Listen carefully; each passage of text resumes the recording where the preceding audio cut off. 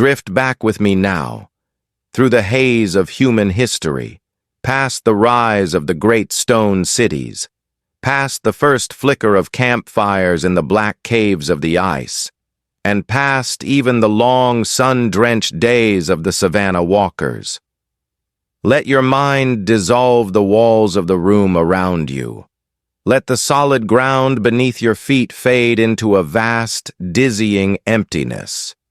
We are traveling back 50 million years to an epoch of heat and silence, to a world where the concept of human was merely a dormant spark waiting in the genetic dark.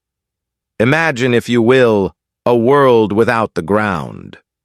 In this ancient time, the Earth is a greenhouse, a verdant, sweating planet where the forests do not merely cover the land, they consume it. These are not the orderly woodlands of the modern North, but chaotic, architectural cathedrals of vegetation rising hundreds of feet into a humid amber sky. Here, the floor of the forest is a forbidden zone, a shadow realm of rot and giant predators, a place of darkness where the sun never fully touches the earth. To descend is to die. And so, for the tiny furred creatures that are our deepest ancestors, the entire universe is suspended in the green twilight of the High Canopy. Life here is lived vertically.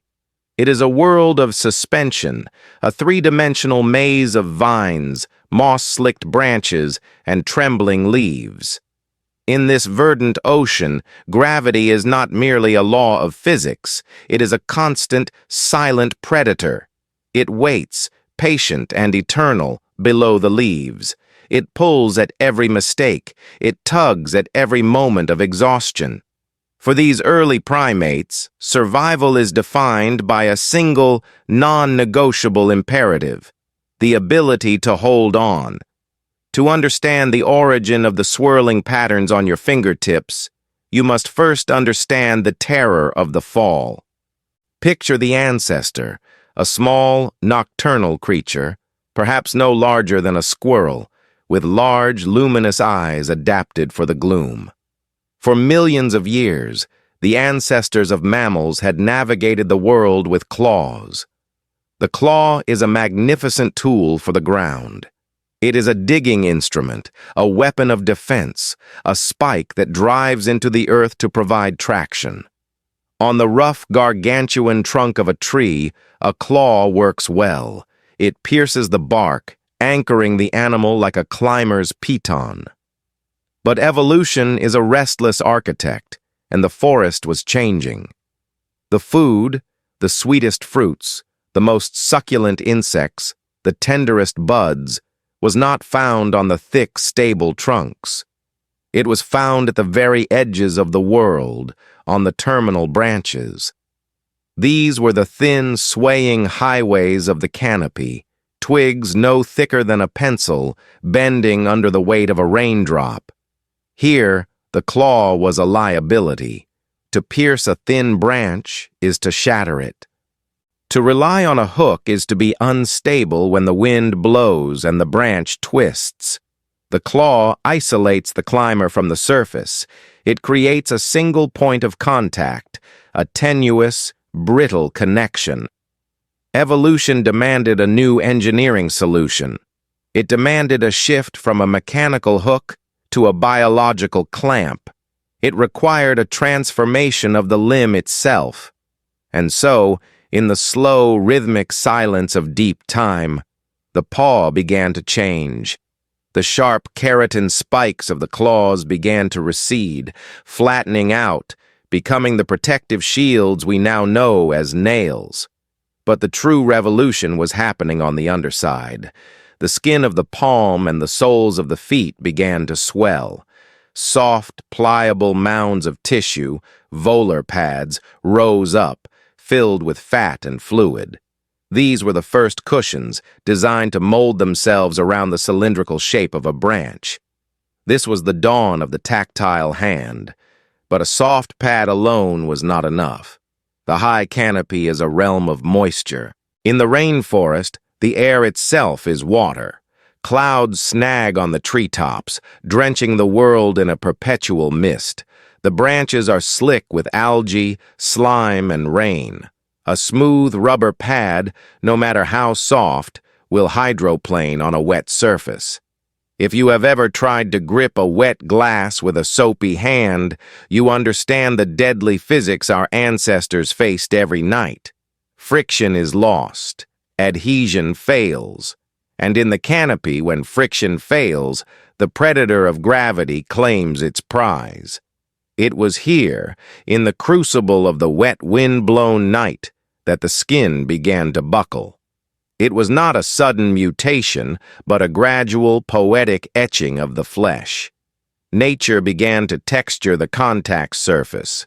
Just as a tire manufacturer cuts grooves into rubber to channel away water on a rainy highway, evolution began to fold the skin of the fingertips and palms.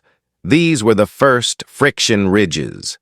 They were microscopic drainage systems, vast networks of valleys and mountains invisible to the naked eye, designed to break the surface tension of water. Imagine the hand of this ancient being reaching out in the dark. The wind is howling, shaking the canopy like a rag doll.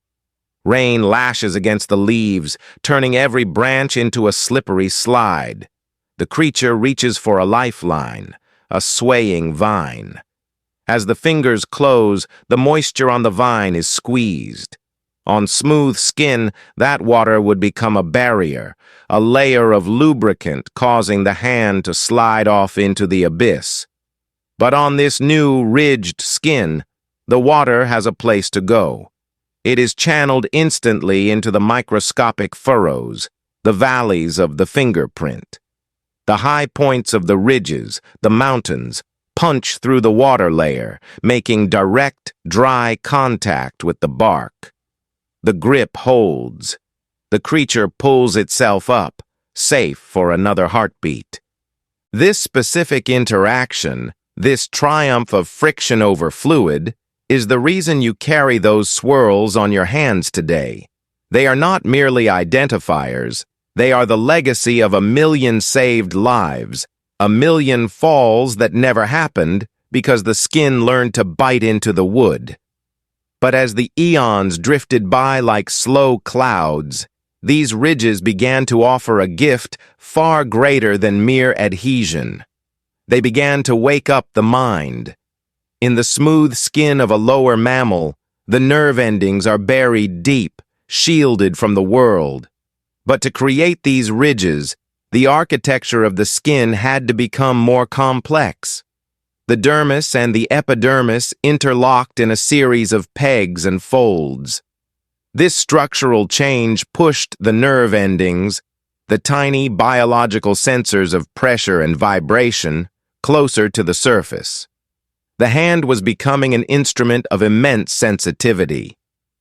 In the dim light of the understory, where vision was often obscured by dense foliage or the black of night, the sense of touch became a second pair of eyes. The ridges acted as amplifiers. When a finger swept across a surface, a rough stone, a velvet leaf, the fur of a chaotic infant, the ridges caught the friction. They vibrated like the strings of a harp, sending a hum of information deep into the brain. This was the awakening of texture. Before this, the world was largely defined by sight and smell. Now the world had a feel. The universe gained a new dimension. Our ancestors could now feel the ripeness of a fruit before plucking it, detecting the subtle give of the skin or the hardness of the seed within, all without looking. They could sense the microscopic tremors of an insect on a branch, or the dry rot in a limb before trusting it with their weight. The fingerprint was becoming a sensory lens, magnifying the tactile world, turning the simple act of touching into a symphony of biological data. It informed the mind of the texture of reality itself. It was the beginning of a feedback loop that would eventually drive the explosion of the primate brain. The more the hand could feel, the more the brain needed to process. The more the brain processed, the more it used the hand to explore. We touched our way to intelligence. Picture, if you can, the silence of the forest floor millions of years ago. A single shaft of sunlight pierces the canopy, illuminating a patch of moss. An early primate descends cautiously, perhaps to drink from a pool. It places its hand on a stone. The ridges on its palm, whorls, loops, arches, press against the mineral grain. In that moment of contact, a spark jumps from the stone to the mind. Cold, rough, stable. This is the biography of your body. Every time you button a shirt, every time you turn a page of a book, every time you stroke the cheek of a loved one, you are using a tool forged in the desperate, wet, vertical world of the Eocene forests. You are using a survival weapon. As we move deeper into this story, we must acknowledge the vulnerability that came with this gift. Soft, sensitive pads are easily cut. They blister. They burn. By shedding the armor of claws and tough scales, our ancestors made a bargain. They traded protection for perception. They traded the invulnerability of the shield for the intimacy of the sensor. It was a dangerous trade, but it was the one that made us human. It allowed us to manipulate the world, not just move through it. The story of the fingerprint is also a story of individuality born from chaos. It is a reminder that nature loves variation. Even in those early days, no two climbers had the exact same pattern. The genetic code provided the instructions. Build ridges here, ensure they grip. But the specific map, the way a line curves left or right, the way a loop closes or spirals, was left to the randomness of the womb. Deep in the gestational fluid of those ancient mothers, the fingertips of the unborn were subjected to the pressures of their tiny, fluid-filled world. The way a fetus clenched its fist, the pressure of the uterine wall, the density of the amniotic fluid.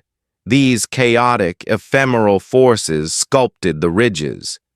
The environment itself, even before birth, was leaving its mark on the body. We are, quite literally, formed by the world we live in. Generations faded into dust. Species rose and fell. The great forests expanded and contracted with the breathing of the planet's climate.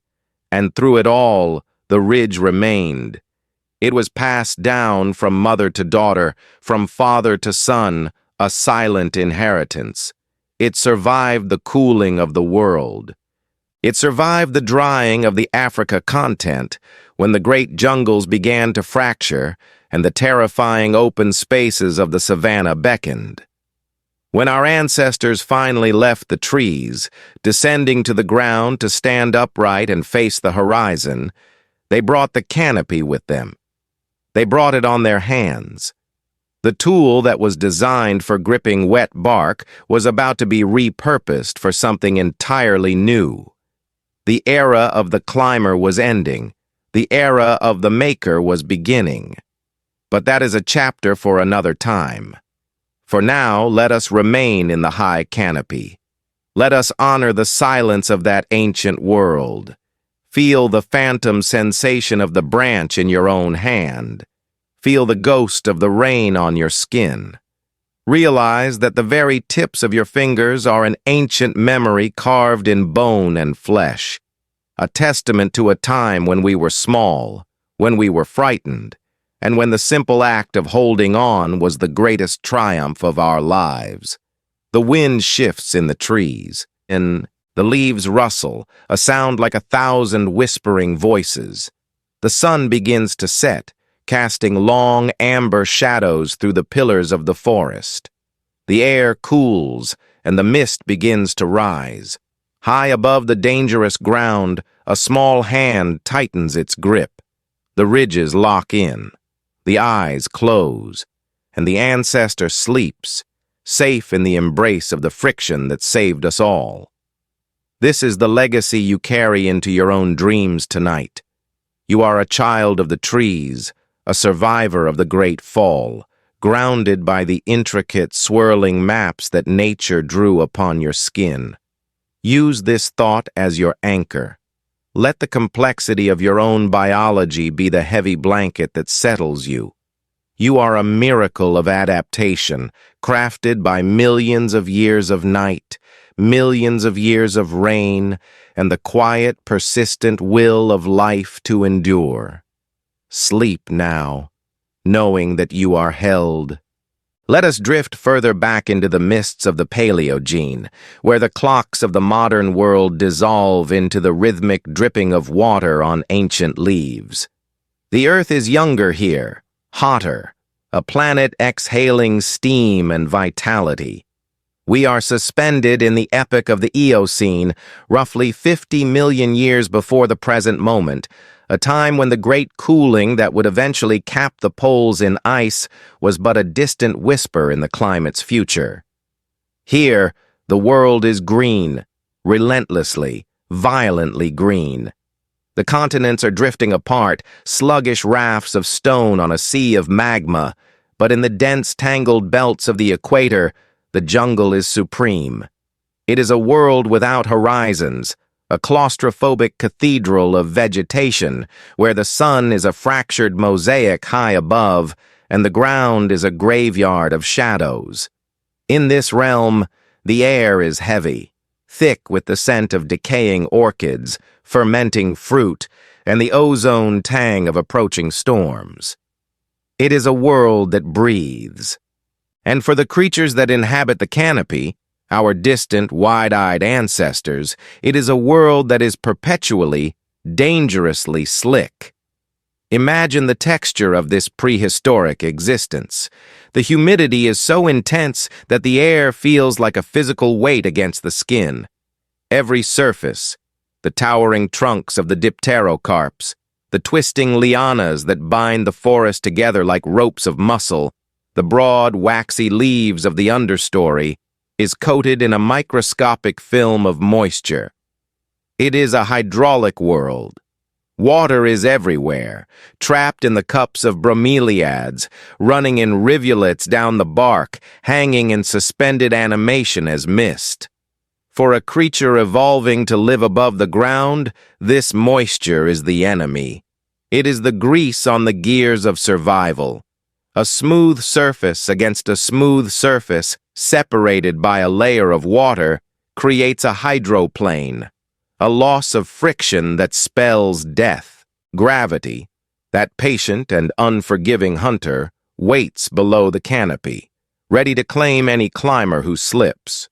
And so, as the eons drifted by like clouds over the primeval jungle, the biology of the hand began to answer the challenge of the physics. The skin on the hands and feet of our primate forebears began to buckle and fold.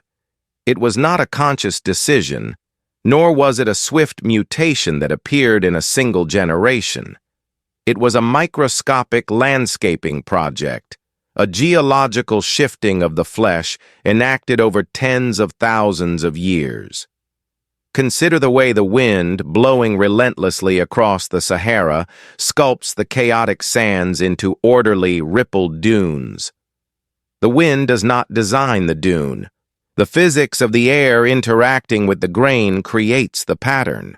Similarly, the pressures of climbing, the constant compression, the shearing forces of gripping a branch, the tension of holding one's body weight against gravity, began to etch valleys and ridges into the skin of the palms and soles. Deep within the developing hands of these ancient primates, in the silent darkness of the womb and the genetic code, the layers of the skin were shifting. The boundary between the dermis, the deep living layer of the skin, and the epidermis, the outer shield, began to undulate. It formed papillae, tiny pegs and folds that pushed the surface upwards. This was the birth of the friction ridge. It was a biological tread, a piece of organic engineering designed to do one specific, vital thing: conquer the water. To understand the genius of this design, we must look at the mechanics of fluids. When a smooth object presses against a wet surface, the water has nowhere to go. It becomes a barrier, a slippery cushion that prevents contact. But the ridge changes the equation. It creates a landscape of highs and lows, a topography of mountains and valleys on the tip of the finger. Picture the hand of an ancient lemur-like ancestor, a small nocturnal ghost moving through the mahogany darkness of the night. The creature pauses on a high branch. The wind is rising, swaying the timber, and a sudden tropical downpour has turned the bark into a river. The creature prepares to leap. It pushes off, soaring through the void, a small silhouette against the storm. As it lands on the next branch, the hands grasp the wood. If the skin were smooth, the water on the branch would cause the hand to slide, and the creature would fall. But the skin is not smooth. It is etched with these new, chaotic currents of ridges. As the fingers tighten, the ridges act like the treads of a tire on a wet road. The mountains of the fingerprint press down, piercing through the film of water. The valleys, the tiny furrows between the ridges, act as drainage channels. They give the water a place to escape. The fluid is squeezed out, channeled away instantly, allowing the skin of the ridge to make direct, dry contact with the wood of the tree. This was the geography of friction. It was a survival mechanism measured in microns, a grip secured by the displacement of water. This was not merely about strength. Muscle alone cannot hold a frictionless surface. This was about the physics of interaction. Every ridge was a tiny anchor, a microscopic hook that defied the downward pull of the earth. But let us look closer, zooming in until the tip of the finger becomes a landscape of its own. The ridges did not just channel water, they increased the surface area of the skin. A flat surface touches only the high points of a textured object. But a ridged surface is flexible. It deforms. The skin of our ancestors became softer, thicker, more pliable. When that ancient hand gripped a rough branch, the ridges didn't just sit on top of the bark, they flowed into it. They molded themselves into the tiny crevices of the wood, interlocking with the texture of the tree. It was a locking mechanism, biological flesh keying into botanical cellulose. The hand and the tree became, for a brief moment, a single structural unit. This ability to deform, to squish into the texture of the world, provided attraction that was previously impossible. It allowed our ancestors to move with a fluidity that baffled the predators on the forest floor below. They could run along narrow branches, hang by their feet, and catch themselves mid-fall with a single hand. The forest was no longer a trap. It was a playground, unlocked by the topography of the skin. This transformation also marked a profound shift in the relationship between the body and the environment. In the time of claws, the animal engaged with the world by piercing it. The claw destroys what it holds. It digs in, splintering the wood, leaving a scar. The claw is an act of aggression against the surface, but the friction ridge is an act of cooperation. It does not pierce. It embraces. It conforms. The primate hand learned to hold the world without damaging it, a delicate balance that would one day allow for the holding of a tool, a weapon, a paintbrush, a child. Yet, as with all evolutionary gifts, this adaptation came with a vulnerability. The development of these ridges required the skin to remain soft and constantly renewed. A callus, hard and unfeeling like a hoof, would offer no grip on wet bark. The skin had to remain living, breathing, and moist. This meant it was susceptible to pain. It could be cut by thorns, burned by heat, infected by the microscopic life teeming in the jungle rot. Nature, in her infinite balancing act, compensated for this softness by enhancing the sensitivity of the region. The same folding of the skin that created the ridges also brought the nerve endings closer to the surface. The valleys of the fingerprints became conduits for vibration. The hand became a sensing organ, arguably the most refined in the animal kingdom. Imagine the ancestor again, foraging in the gloom. It reaches into a crevice in a hollow tree, searching for grubs. It cannot see inside. It relies entirely on the ridges.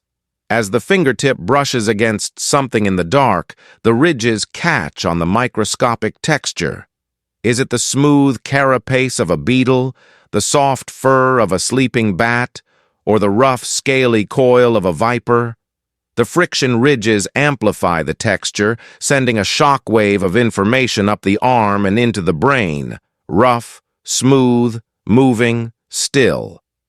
The decision to grab or to recoil happens in a fraction of a second, mediated by the landscape of the fingerprint. This was the birth of tactile intelligence.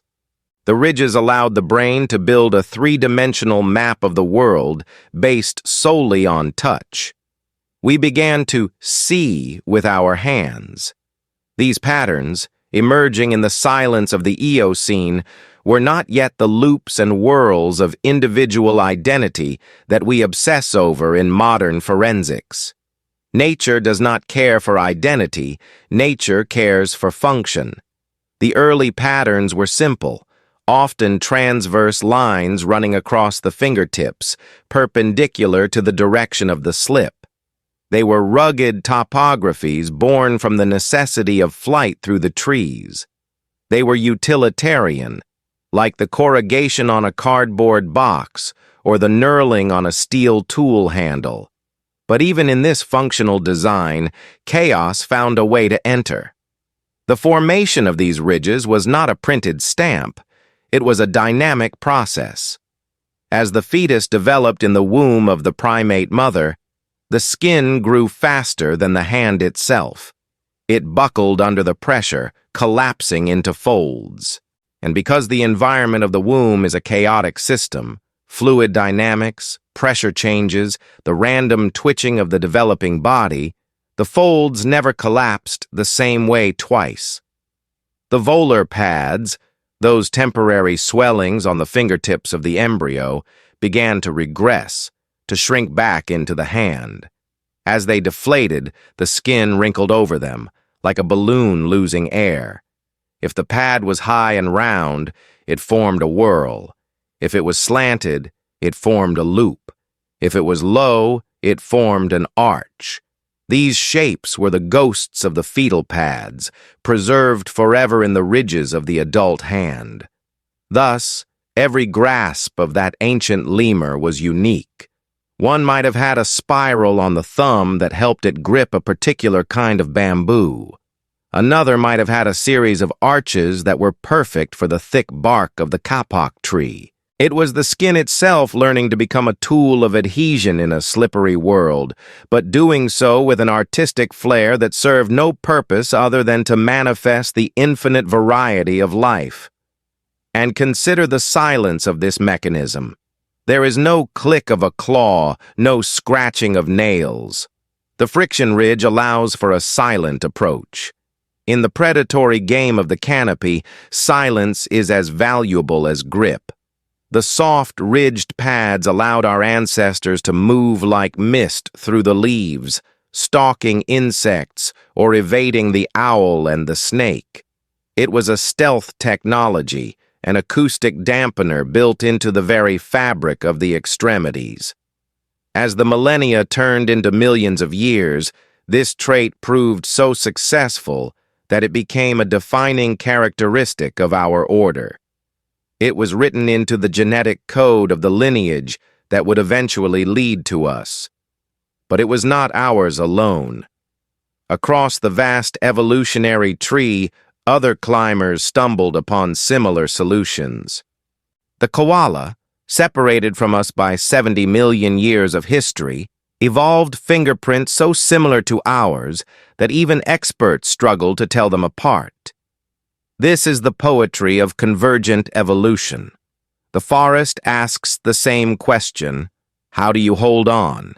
And life, across eons and oceans, whispers back the same answer, friction. We must pause to honor the sheer resilience of this biological engineering. Think of the abuse the hand takes. It supports the body's weight. It scrapes against rock. It is submerged in water. Yet, the ridges persist. They are anchored deep in the dermis, held in place by peg-like structures that ensure the pattern does not slide or twist under pressure. If you burn your finger or scrape it raw, the skin heals and the pattern returns. It rises from the deep, re-establishing the same loops, the same bifurcations, the same islands. It is a stubborn geography. It is a memory of the womb that reasserts itself until the day we die. So, when you look at your own hands tonight, under the soft glow of a reading lamp, do not see them merely as smooth skin. Look closer. See the faint, shimmering lines that swirl across the pads of your fingers. These are the vestiges of the rainforest. They are the survivors of the Eocene monsoons. They are the reason your ancestor did not slip into the dark. Every time you pick up a glass of water and it does not slide from your grasp, you are reenacting a drama that played out in the High Canopy 50 million years ago. You are utilizing a system of drainage channels and friction mounts designed for a world of wet bark and gravity. You are a creature of the trees, masquerading as a master of the ground. The wind outside your window, perhaps rustling the leaves of a modern tree, is the same wind that sculpted the behavior of those early primates. It is the same wind that necessitated the grip. And as you drift toward sleep, imagine the security of that hold, the feeling of the ridges locking in, the safety of the branch. The storm may rage, the rain may fall, but the hand holds fast. The friction remains. The geography of your skin is a map of survival, drawn by the earth itself, leading you safely through the night. The story of the hand is far from over. We have established the grip, the friction, the purchase on the world. But as the forests began to shrink, as the climate cooled and the great savannas opened their golden arms, the hand would be called upon to do more than just hold. It would be called upon to make. The ridges, born for adhesion, were about to become the interface for the greatest revolution in the history of life, the creation of tools. But that is a memory for the next chapter of our blood. For now, simply hold on. Close your eyes now, and let the visual world dissolve. Let the shapes of your room, the shadows on the wall, and the light of the moon fade into a velvet obsidian. We are returning to the deep, primordial darkness of the ancient forest, a time when the sun has dipped below the horizon and the canopy above has knit itself into a thick, impenetrable blanket.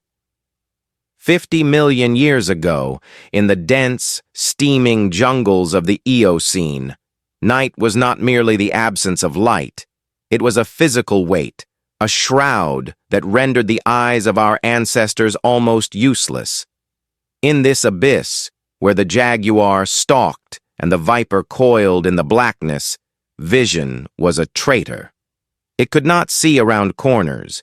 It could not penetrate the gloom of a hollow log. It could not tell you if the branch you were about to grasp was living wood or rotting pulp. To survive the night, life needed a new way to see. It needed a sense that did not rely on photons bouncing off surfaces, but rather on the physical intimacy of contact. And so, in the silent, grinding workshop of evolution, the hand began to wake up. We have spoken of the ridges on the fingertips as tools of friction, as tires for the wet road of the rainforest, but nature is rarely satisfied with a single function.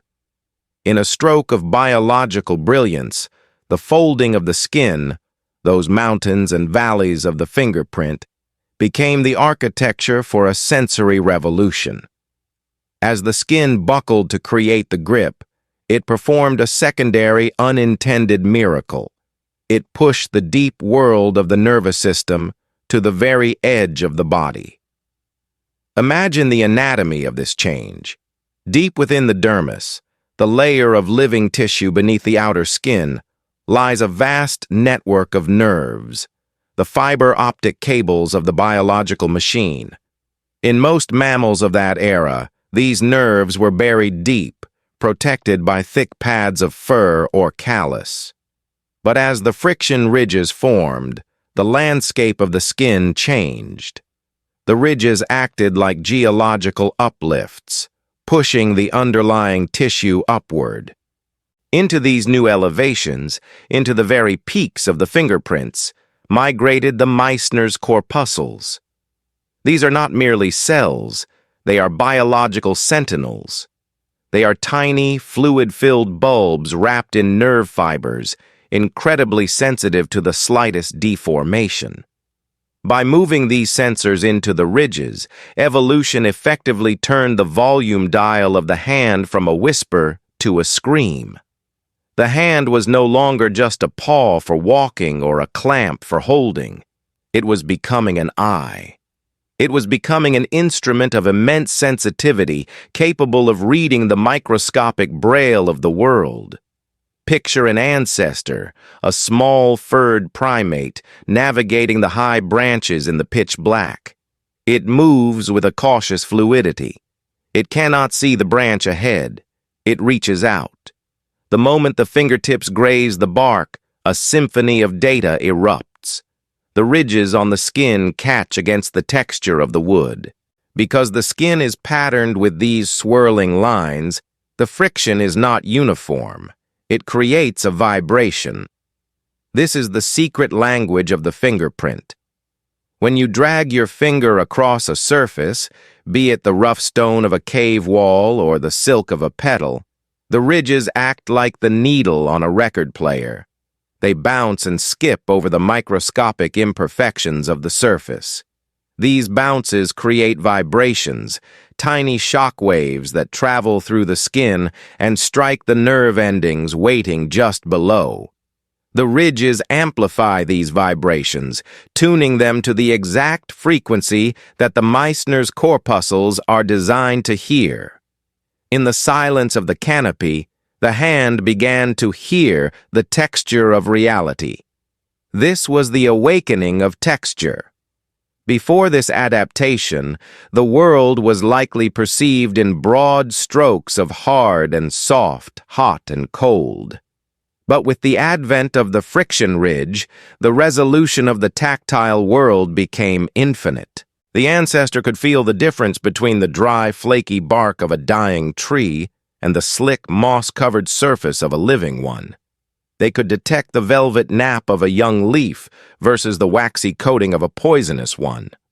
The world exploded into a rich tapestry of sensations, a library of information written on every surface, waiting to be read by the fingertips.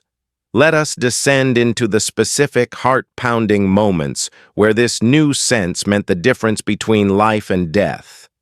Consider the search for food. In the prehistoric jungle, hunger is the engine that drives all movement. But the forest is filled with decoys. There are fruits that look ripe but are hard as stone. There are seeds that are nutritious and seeds that are filled with bitter toxins. In the dark, or in the dappled, confusing light of the understory, eyes can be deceived.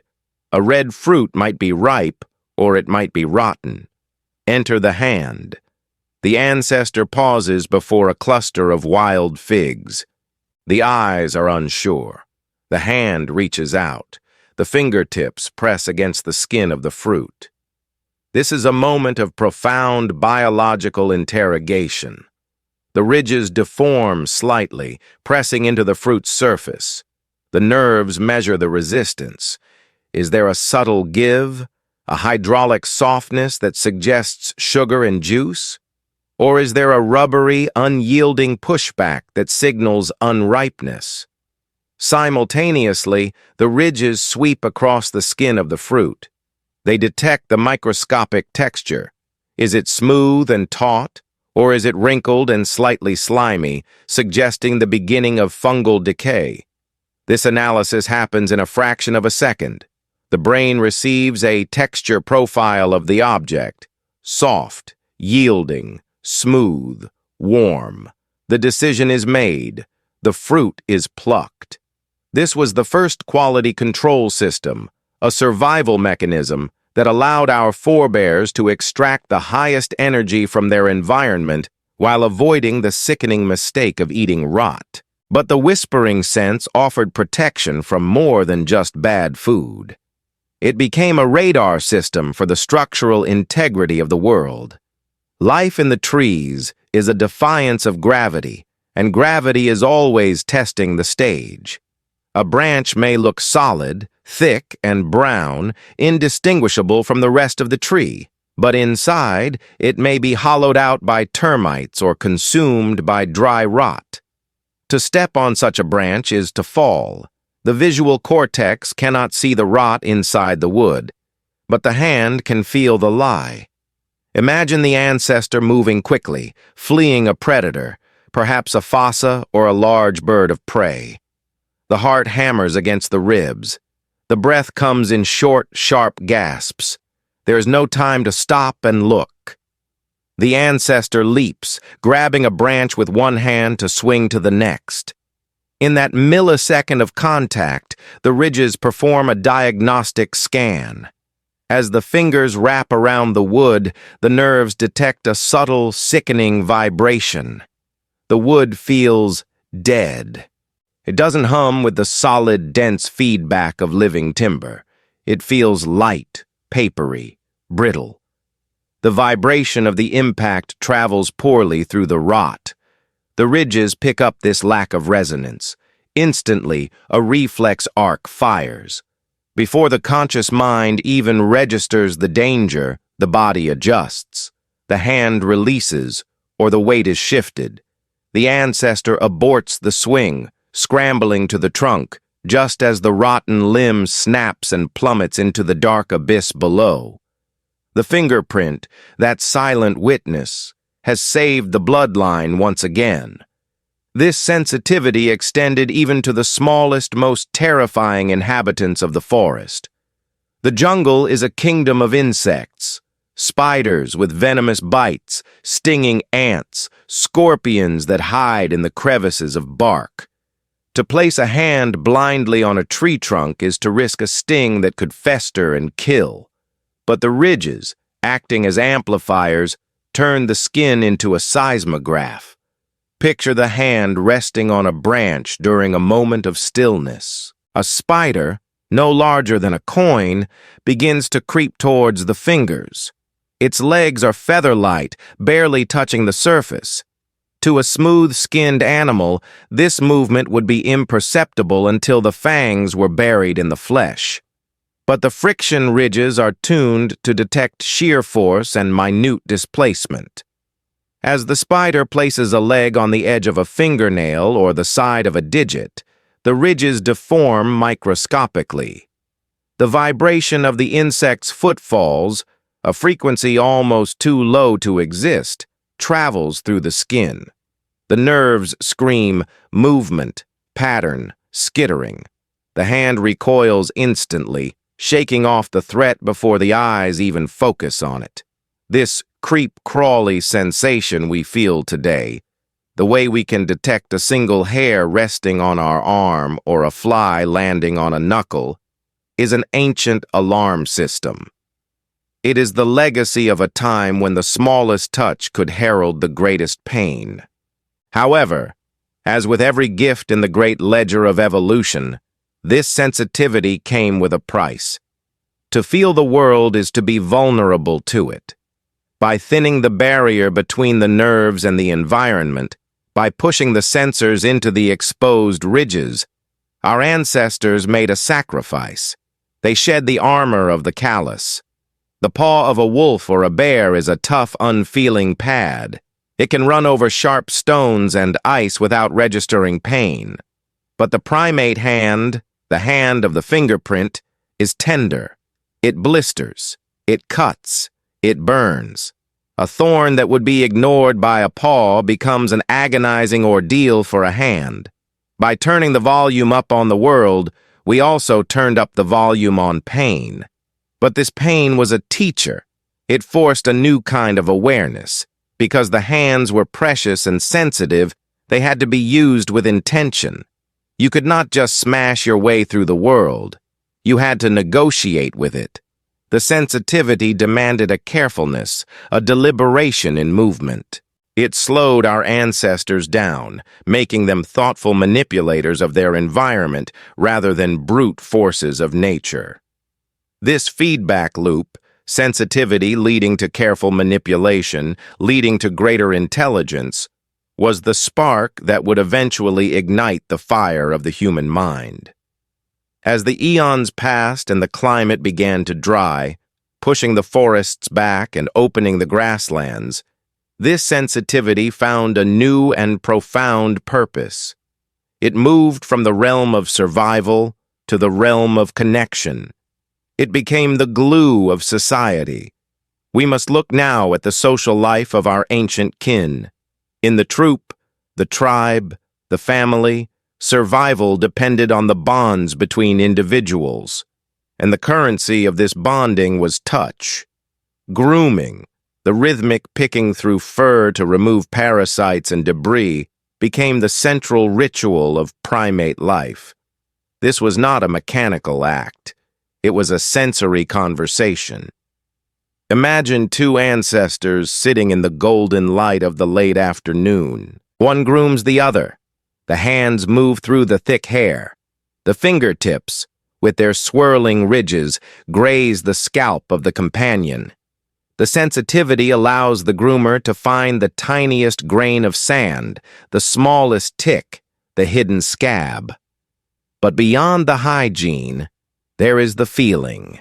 The ridges transmit the warmth of the other body. They feel the steady rhythm of the other's breathing, the beat of the heart beneath the ribs.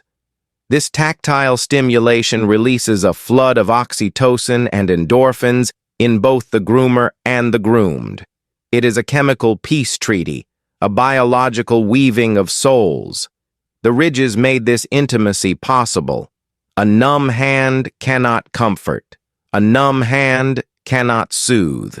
It takes a sensitive instrument to stroke a forehead with tenderness, to hold a frightened infant without crushing it. The fingerprint transformed the hand into an organ of empathy. It allowed us to communicate reassurance without a single word. In the silence of the pre-linguistic world, the touch of a ridged fingertip was the loudest declaration of love. And as the brain expanded, fed by this river of tactile information, the hand became a teacher to the mind. We often think of the brain commanding the hand, but in the deep history of our species, it was often the hand that schooled the brain. Every texture felt, the grit of sand, the slickness of ice, the sharpness of flint, created a new neural connection. The brain had to build a map of the world based on these inputs. The somatosensory homunculus, the map of the body within the human brain, gives a massive amount of real estate to the fingertips. If you were to draw a human based on how much brain power is devoted to each body part, the hands would be gigantic, the size of beach balls, attached to a tiny body. This distortion is the physical proof of the fingerprint's importance. The ridges flooded the brain with data, forcing the cortex to expand, to fold, to become more complex just to process the sheer volume of feeling coming from the hands. We literally felt our way to consciousness. Let us travel forward now, through the melting of the ice and the rise of the stone tool cultures. The sensitivity of the fingerprint became the foundation of technology. When an ancestor held a piece of flint, preparing to strike it to create a blade, the friction ridges were doing the heavy lifting. They felt the grain of the stone. They sensed the perfect angle. When the strike happened, the vibration traveled through the stone and into the hand. A skilled knapper could feel if the stone was going to flake correctly before it even broke. The ridges provided the feedback loop necessary for craftsmanship. Without the high-fidelity sensory input of the fingerprints, the delicate pressure flaking required to make an arrowhead or a scraper would be impossible. The entire Stone Age, the era that allowed us to conquer the planet, rests on the sensitivity of these swirling lines. And what of the dry rot in the modern world? We still carry this ancient machinery. We are still testing the branches of our lives. Think of the way you test the temperature of a baby's bath water with your wrist or finger. Think of how you rub a fabric between your thumb and forefinger to judge its quality before buying a coat. Think of the way a mechanic touches a vibrating engine to diagnose a misfire, feeling the rhythm that the ear cannot hear. We are still the night foragers, reaching out into the unknown. The context has changed. We are no longer feeling for ripe figs in the Eocene dark, but for the keys in a pocket, the light switch on a wall, or the fever on a child's forehead. But the mechanism is identical. The ridges act as a time machine.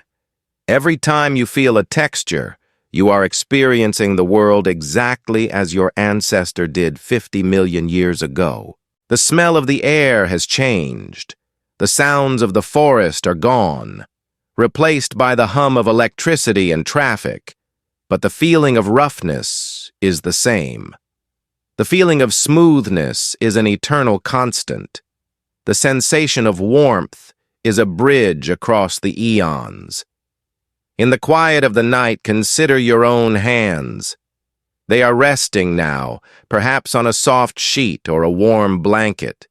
The ridges are still working. They are sensing the thread count of the fabric. They are sensing the ambient temperature of the air. They are waiting for input. They are the sleepless sentinels of your body. Even when you sleep, the nerves do not fully shut down. If something crawls across your hand in the night, the ridges will detect it, and the ancient reflex will pull you from your dreams. They are the guardians of your perimeter, the silent whispering sense that keeps watch while the conscious mind drifts away. This is the beauty of the system. It is a biological paradox. A layer of dead skin cells, folded into ridges, acting as the window for the most delicate of living sensations. It is a barrier that connects. It is a shield that feels. As we prepare to leave the canopy and the age of pure sensation, remember that this sensitivity was the precursor to everything that makes us human. Before we could shape the world with tools, we had to understand it with touch. Before we could write our history, we had to feel the page.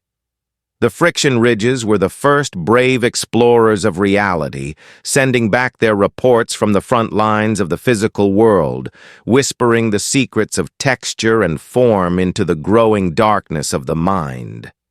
And so, the hand was ready. It had the grip to hold. It had the sense to understand. It was now prepared for the next great leap, the moment when the hand would stop merely exploring the world and begin to change it. The silence of the high canopy was about to be broken by the sound of stone striking stone. But that, too, is a memory for another movement of the clock. For now, simply feel. Feel the weight of gravity holding you to the bed. Feel the cool air. Feel the miracle of being a creature that can touch the universe and understand it. Let us travel now from the vastness of the ancient forest, with its dripping canopies and infinite horizons of green, to a world that is infinitely smaller, yet no less vast in its complexity. We must descend from the macrocosm of the planet to the microcosm of the origin. We must journey into the deep, aquatic silence of the womb. It is here, in this private saline ocean, that the history of the species is quietly reenacted. It is here, suspended in the velvet darkness of gestation, that the true miracle of the fingerprint is orchestrated. Imagine the silence of this place. It is not the empty silence of a vacuum, but the heavy, rhythmic silence of the deep sea.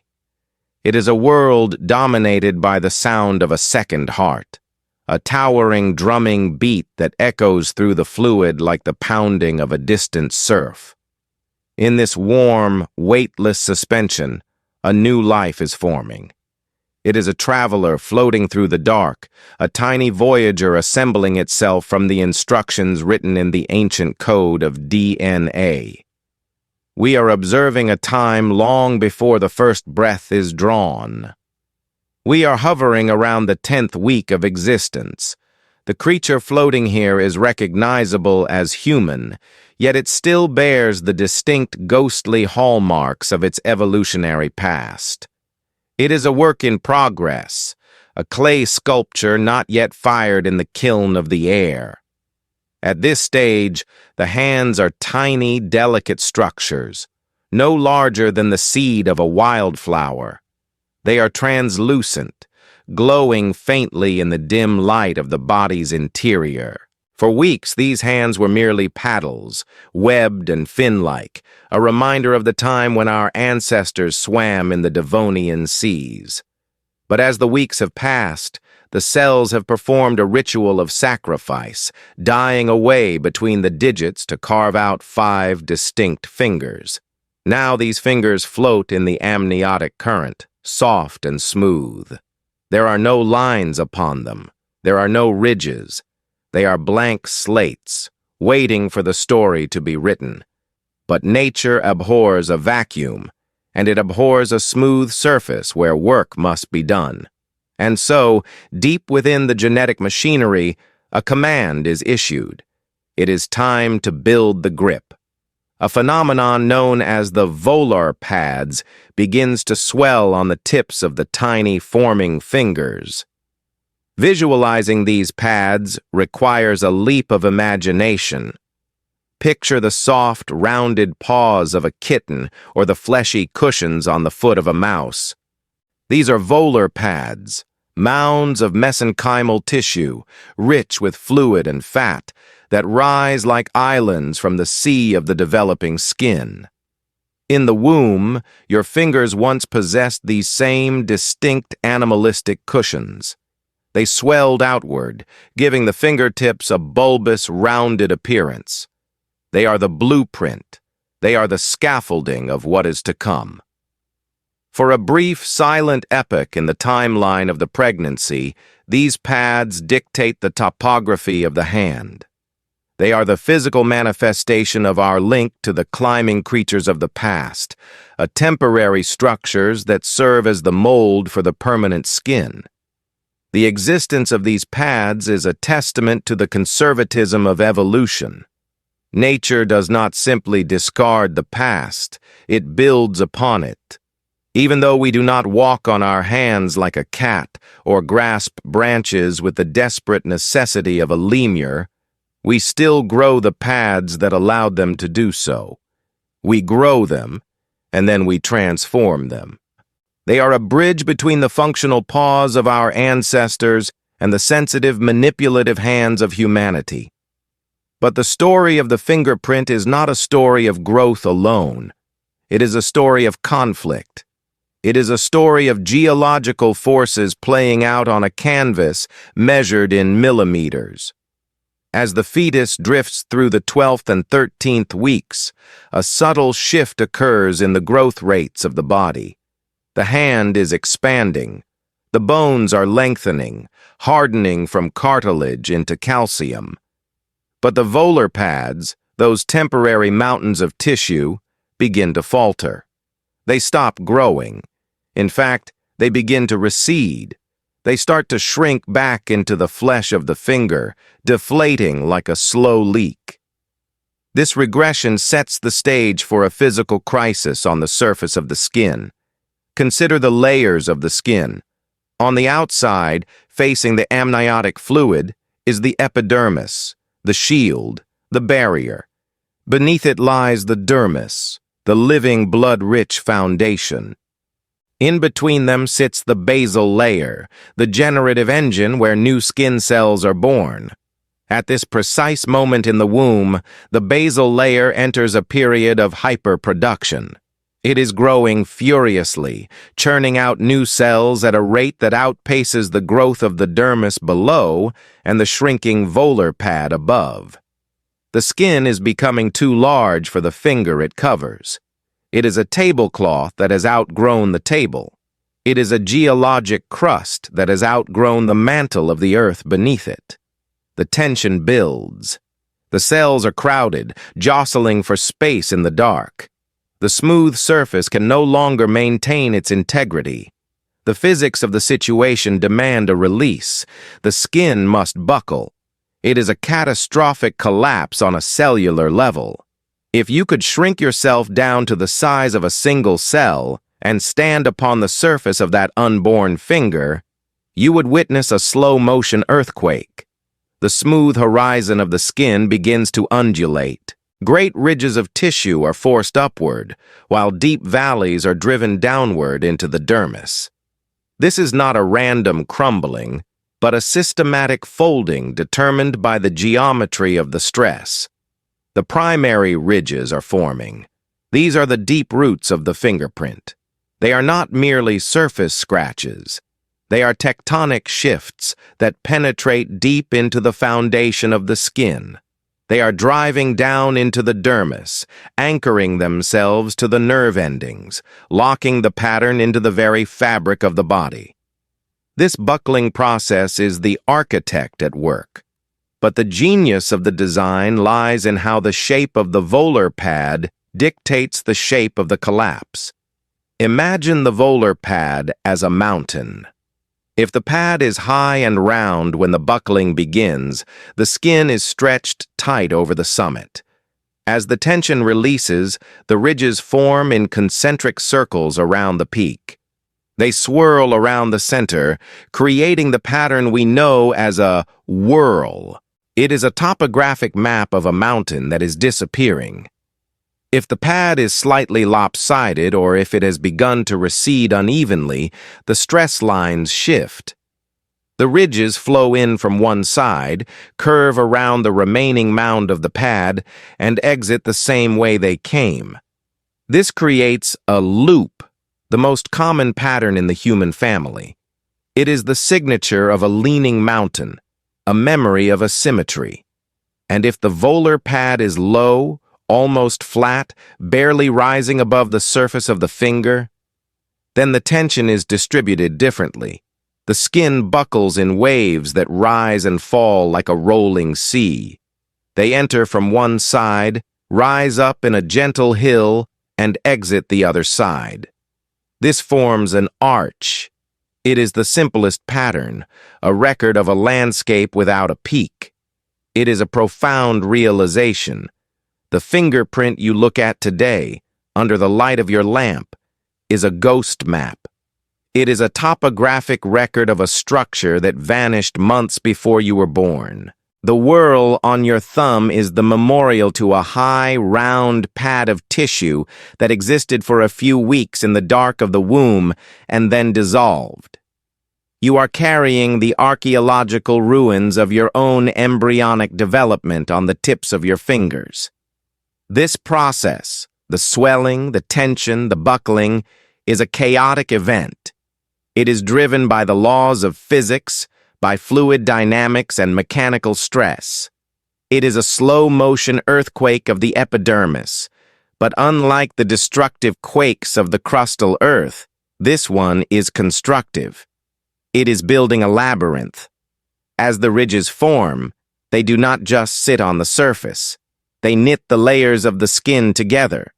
The epidermal ridges project downward, and the dermal papillae project upward. They interlock like the teeth of a zipper. This structural marriage is what gives the skin on the palms and fingers its incredible durability. It prevents the outer skin from shearing off when we grip something heavy. It creates a composite material that is both flexible and immensely strong. But let us stay in the moment of creation. The womb is not a static place. It is a world of movement. The fetus is floating, kicking, sucking its thumb. The amniotic fluid is constantly swirling. These external forces, the pressure of the thumb against the lip, the brush of the hand against the uterine wall, add a layer of beautiful chaos to the architect's plan. While the type of pattern, arch, loop, whirl, is largely dictated by the genetic size and shape of the volar pads, the details, the minute imperfections, the breaks in the lines, the way a ridge splits in two, are sculpted by the immediate environment. The minutiae, as forensic scientists call them, are the scars of the womb. They are written by the friction of the fluid. They are etched by the pressure of the body against itself. If the fetus presses its hand against the membrane of the sac, the pressure flattens the skin slightly, altering the direction of the buckling. A ridge that was destined to go straight might suddenly fork. A loop might develop a small island in its center. This is the dialogue between the genetic blueprint and the physical reality. The DNA says, make a loop, but the womb says, make this loop unique.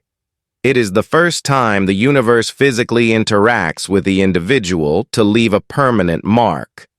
The environment is acting as a co-author of the body. The timing of this event is critical.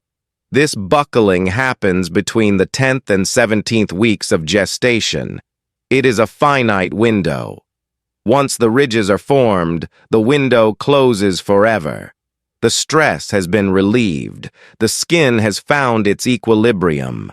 The pattern is set. By the time the fetus is 6 months old, still dreaming in the water, the fingerprints are complete. They are exactly the same patterns that will be pressed into ink on a police booking sheet, or scanned by a smartphone, or left on a wine glass 80 years later. The body will grow, the skin will stretch, the hand will double and triple and quadruple in size, but the geometry remains absolute. The number of ridges between the core of the loop and the delta will never change. This permanence is the result of the depth of the buckling. Because the primary ridges were formed by the collapse of the deep basal layer, the pattern is not superficial. It is built into the foundation. To remove a fingerprint, one must destroy the skin down to the dermis, scarring the flesh so badly that the scar becomes the new identifier. The architect in the womb builds for eternity. There is a deep, poetic resonance in this. We are transient beings. Our cells die and are replaced. Our memories fade. Our bodies age and wither. But the friction ridge is a constant. It is a biological anchor in the rushing river of time. It is a promise made in the second trimester that is kept until the grave. As we visualize this microscopic landscaping project, we must also recognize the sensory awakening that accompanies it. As the ridges buckle, they are not just creating texture, they are creating a home for the nerves. The Merkel cells and Meissner's corpuscles, the tiny biological machines that sense touch, are migrating into these new structures. They are taking up residence in the peaks of the ridges, like inhabitants moving into a newly built city. The architect is not just building a tread for grip, it is building an observatory. The ridges are being positioned to maximize the reception of vibration. The buckling is calculating the optimal geometry for feeling the world. Imagine the silence of the womb again. The turbulence of the formation is over. The earthquake has subsided. The ridges are settled. The tiny hand, now fully formed, floats in the dark. It is no longer a paddle. It is a masterpiece of engineering. It has the treads to hold on. It has the sensors to feel. It has the unique signature that marks this life as distinct from every other life that has ever existed or will ever exist. The volar pads, having done their duty, vanish completely. They are absorbed back into the body, leaving only their topographic echo behind. The scaffolding is removed, revealing the cathedral beneath. And so, the child waits. The hand opens and closes in the fluid, practicing the grasp. The ridges rub against the smooth skin of the face, sensing the first textures of existence. The silent error in the code of life, the mutation that began in the ancient trees millions of years ago, has been successfully replicated once more. The ancient memory has been carved in bone and skin.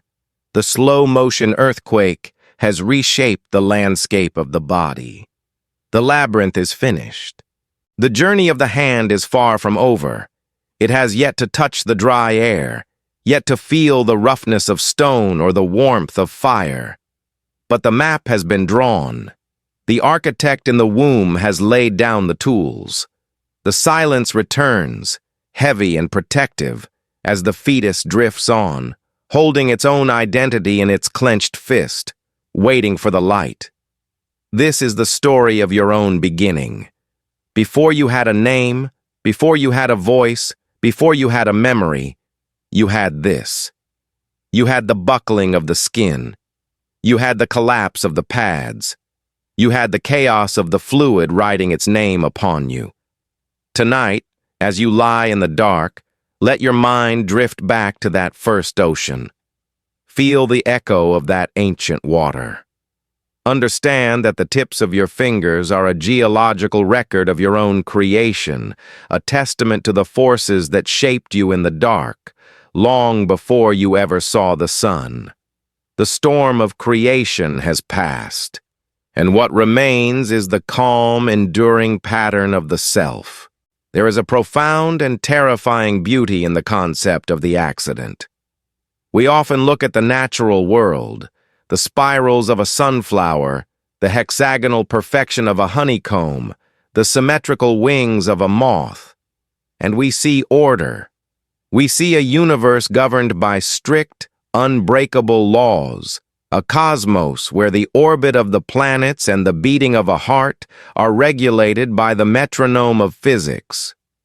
We imagine that our own bodies are built with the same rigid precision, constructed like great stone temples, where every block is placed according to a master architectural plan, unyielding and exact. And to a certain extent, this is true. The code of life, the double helix of DNA that coils within the nucleus of every cell in your body, is a strict disciplinarian. It dictates the color of your eyes with the authority of a king. It commands the shape of your femur and the capacity of your lungs. It is an ancient script, written in the chemical alphabet of deep time, copying itself over and over again through the millennia, ensuring that a human being remains a human being and not a fish or a fern. But there is a frontier where the authority of the DNA ends and the wild, untamable chaos of the physical universe begins. There is a moment in the creation of a human life where the script stops giving precise instructions and simply says, "Let the environment decide." This boundary, this misty borderland between genetic destiny and physical chance, is found on the tips of your fingers. The specific arch, loop, or whorl that forms on your finger is not written in your genetic code. If one were to read the entirety of your genome, scanning the billions of letters that make up the library of you, they would find instructions for the protein that builds the skin. They would find the command to grow 5 fingers. They would find the timing for when the volar pads should swell and when they should recede. But nowhere, in all that vast encyclopedia of life, would they find a drawing of your fingerprint. The pattern itself is a ghost. It is not inherited. It is not planned. It is born of chaos. Let us return to the microscopic ocean of the womb, to that silent, weightless epoch around the 13th week of gestation. The fetus is floating in the amniotic sac, a fragile astronaut in a universe of fluid.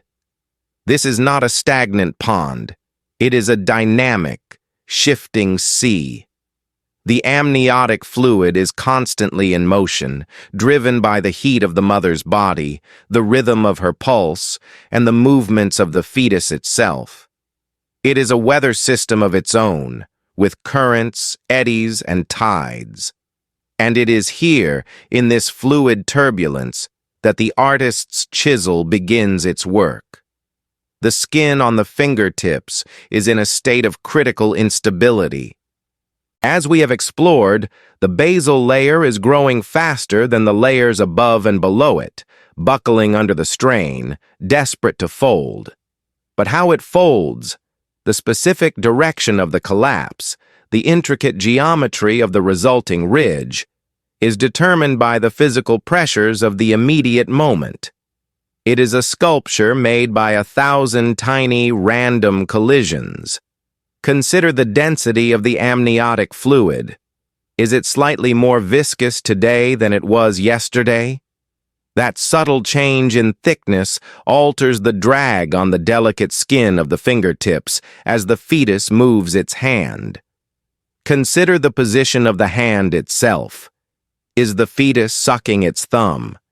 If so, the pressure of the lips against the thumb pad creates a flattening effect, forcing the ridges to buckle in a circular pattern around the point of contact. Is the hand pressed against the uterine wall? The smoothness of the membrane acts as a mold, influencing the flow of the ridges. Even the internal weather of the fetus plays a role. The blood pressure in the tiny capillaries of the fingertips is pulsing. Each beat of the fetal heart sends a microscopic shock wave through the tissue. If the blood pressure is high, the tissue is more turgid, more resistant to folding. If it is low, the skin is more pliable. These fluctuations, occurring millisecond by millisecond, interact with the buckling skin to steer the ridges left or right, to make them split or join, to create a loop or an arch. This is the chaos of creation. It is the butterfly effect playing out on the canvas of the human body. Just as a butterfly flapping its wings in the Amazon might ultimately cause a storm in Europe, a momentary spike in the mother's heart rate, perhaps caused by a sudden noise in the prehistoric forest, the roar of a predator, or the crack of thunder, could send a surge of cortisol or adrenaline through the umbilical cord. This chemical signal shifts the tension in the fetus's skin for a mere second, causing a ridge on the index finger to fork instead of flowing straight. That fork, that bifurcation, becomes a permanent feature of the child's identity, a fossilized record of a single heartbeat in the life of the mother. We are, in the most literal sense, etched by the experiences of our gestation. We are not just born of the world, we are shaped by the world before we even enter it. The fingerprint is a physical memory of those quiet, dark months, a map of the pressures and fluids that held us. To fully grasp the magnitude of this randomness, we must look at the phenomenon of the identical twin. In the lore of biology and the myths of ancient tribes, twins have always held a special, somewhat eerie place. They are the doubles, the mirror souls. Genetically, identical twins are clones. They begin as a single zygote, a single spark of life that splits in two. They share the exact same library of DNA. Every letter of their code is identical. They will likely have the same hair color, the same eye shape, the same predisposition for height, and perhaps even the same laugh. If biology were purely a matter of genetic instructions, their fingerprints should be identical too.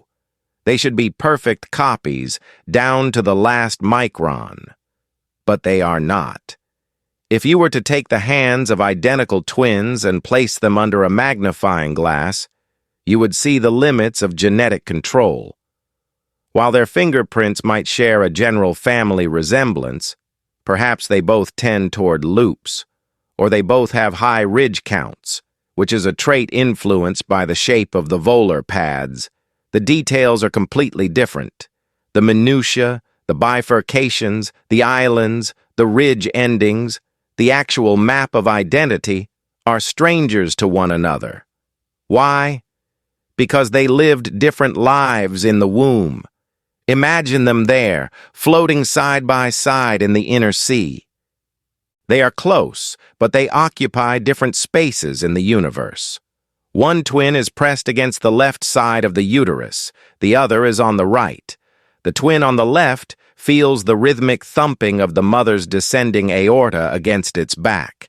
The twin on the right feels the softer yield of the placenta. These physical differences, slight as they may seem, are momentous to the developing skin. One twin might have its hand tucked under its chin, protecting the fingertips from the currents of the fluid. The other might have its hand floating free, exposed to the wash of the amniotic tide. As the skin begins to buckle in that critical window of weeks, the unique pressures acting on each fetus guide the ridges into different paths. A twist of the umbilical cord here, a nudge from a sibling's elbow there, each tiny interaction acts as a variable in the chaotic equation of the skin.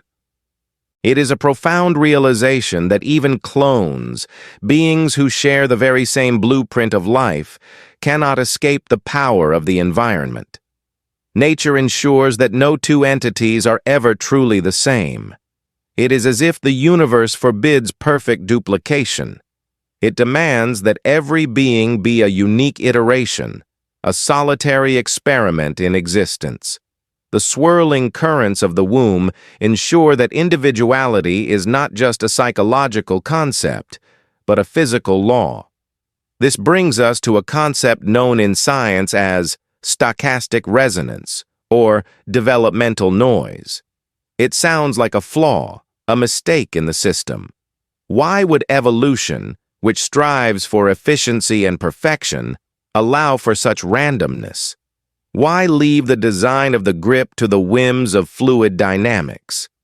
But this is not a flaw. It is a masterpiece of strategy. If the fingerprints were entirely genetically determined, they would be rigid.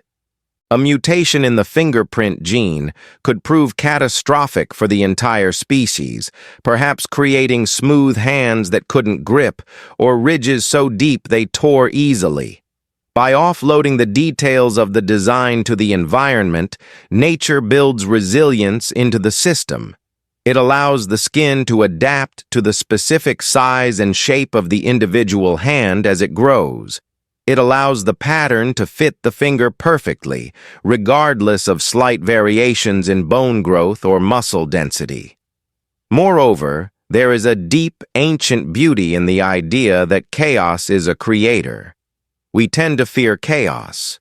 We associate it with destruction, with entropy, with the breakdown of order. But in the biological world, chaos is often the engine of complexity. The Turing patterns, named after the great mathematician Alan Turing, describe how simple chemical equations, interacting in a chaotic medium, can spontaneously give rise to stripes, spots, and spirals. The zebra's stripes, the leopard's spots, and the human fingerprint are all born from this chemical dance. Deep in the skin of the fetus, distinct proteins are fighting a war. One protein says grow, and the other says stop. They diffuse through the tissue like ink spreading in water. Where they collide, a ridge is formed. But because the diffusion is affected by the chaotic environment, the fluid, the pressure, the temperature. The result is never a grid or a straight line. It is a labyrinth. It is a spiral. It is a storm frozen in flesh. Imagine the prehistoric world from which this mechanism emerged.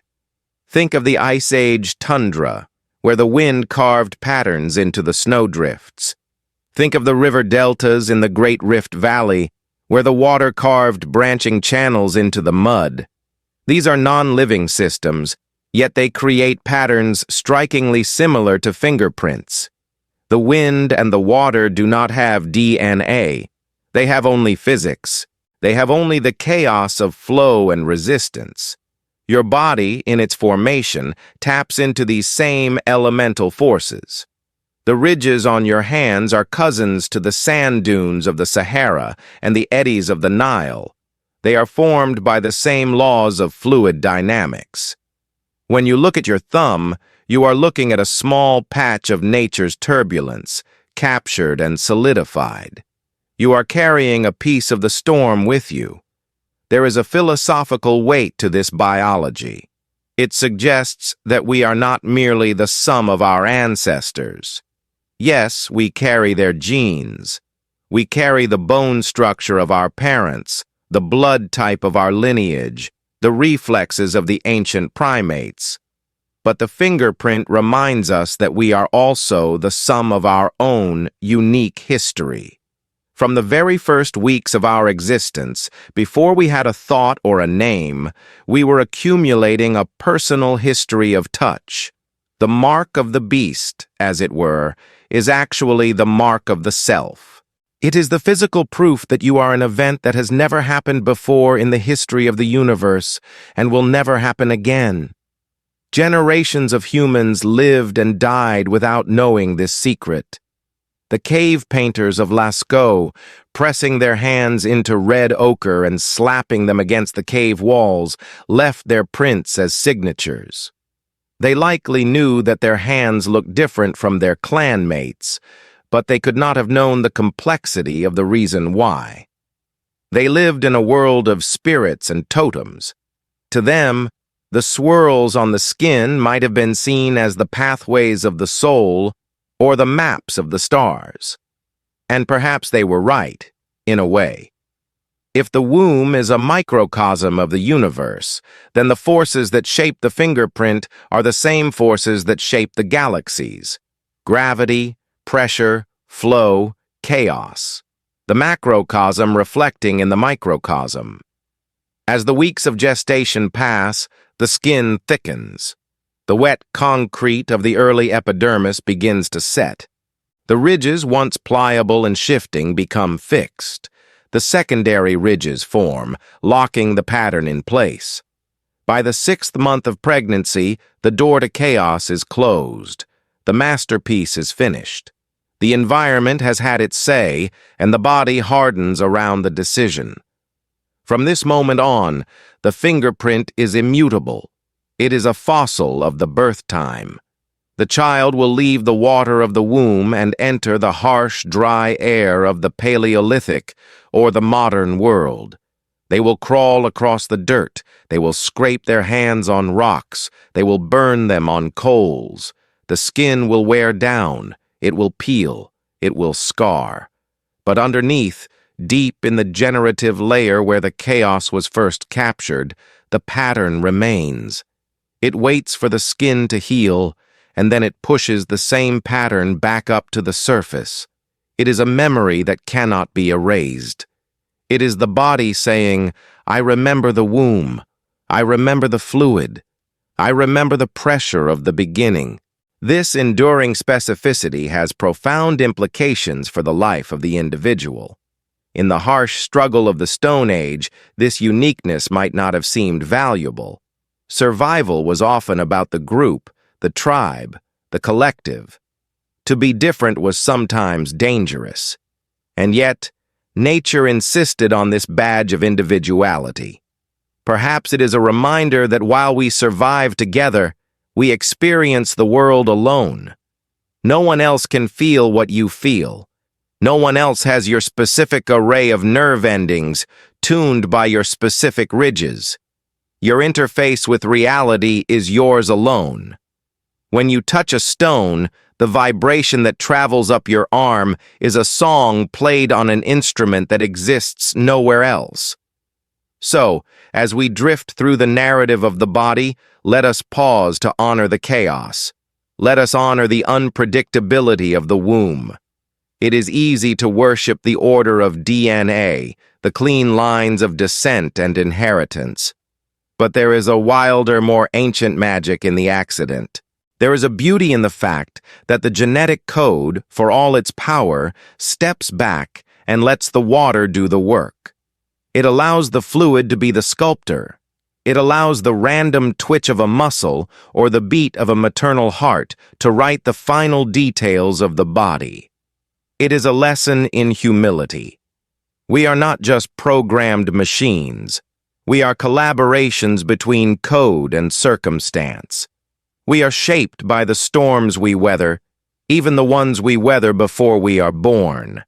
And as the fetus grows, curling tighter in the shrinking space of the womb, the hands are pressed close to the face.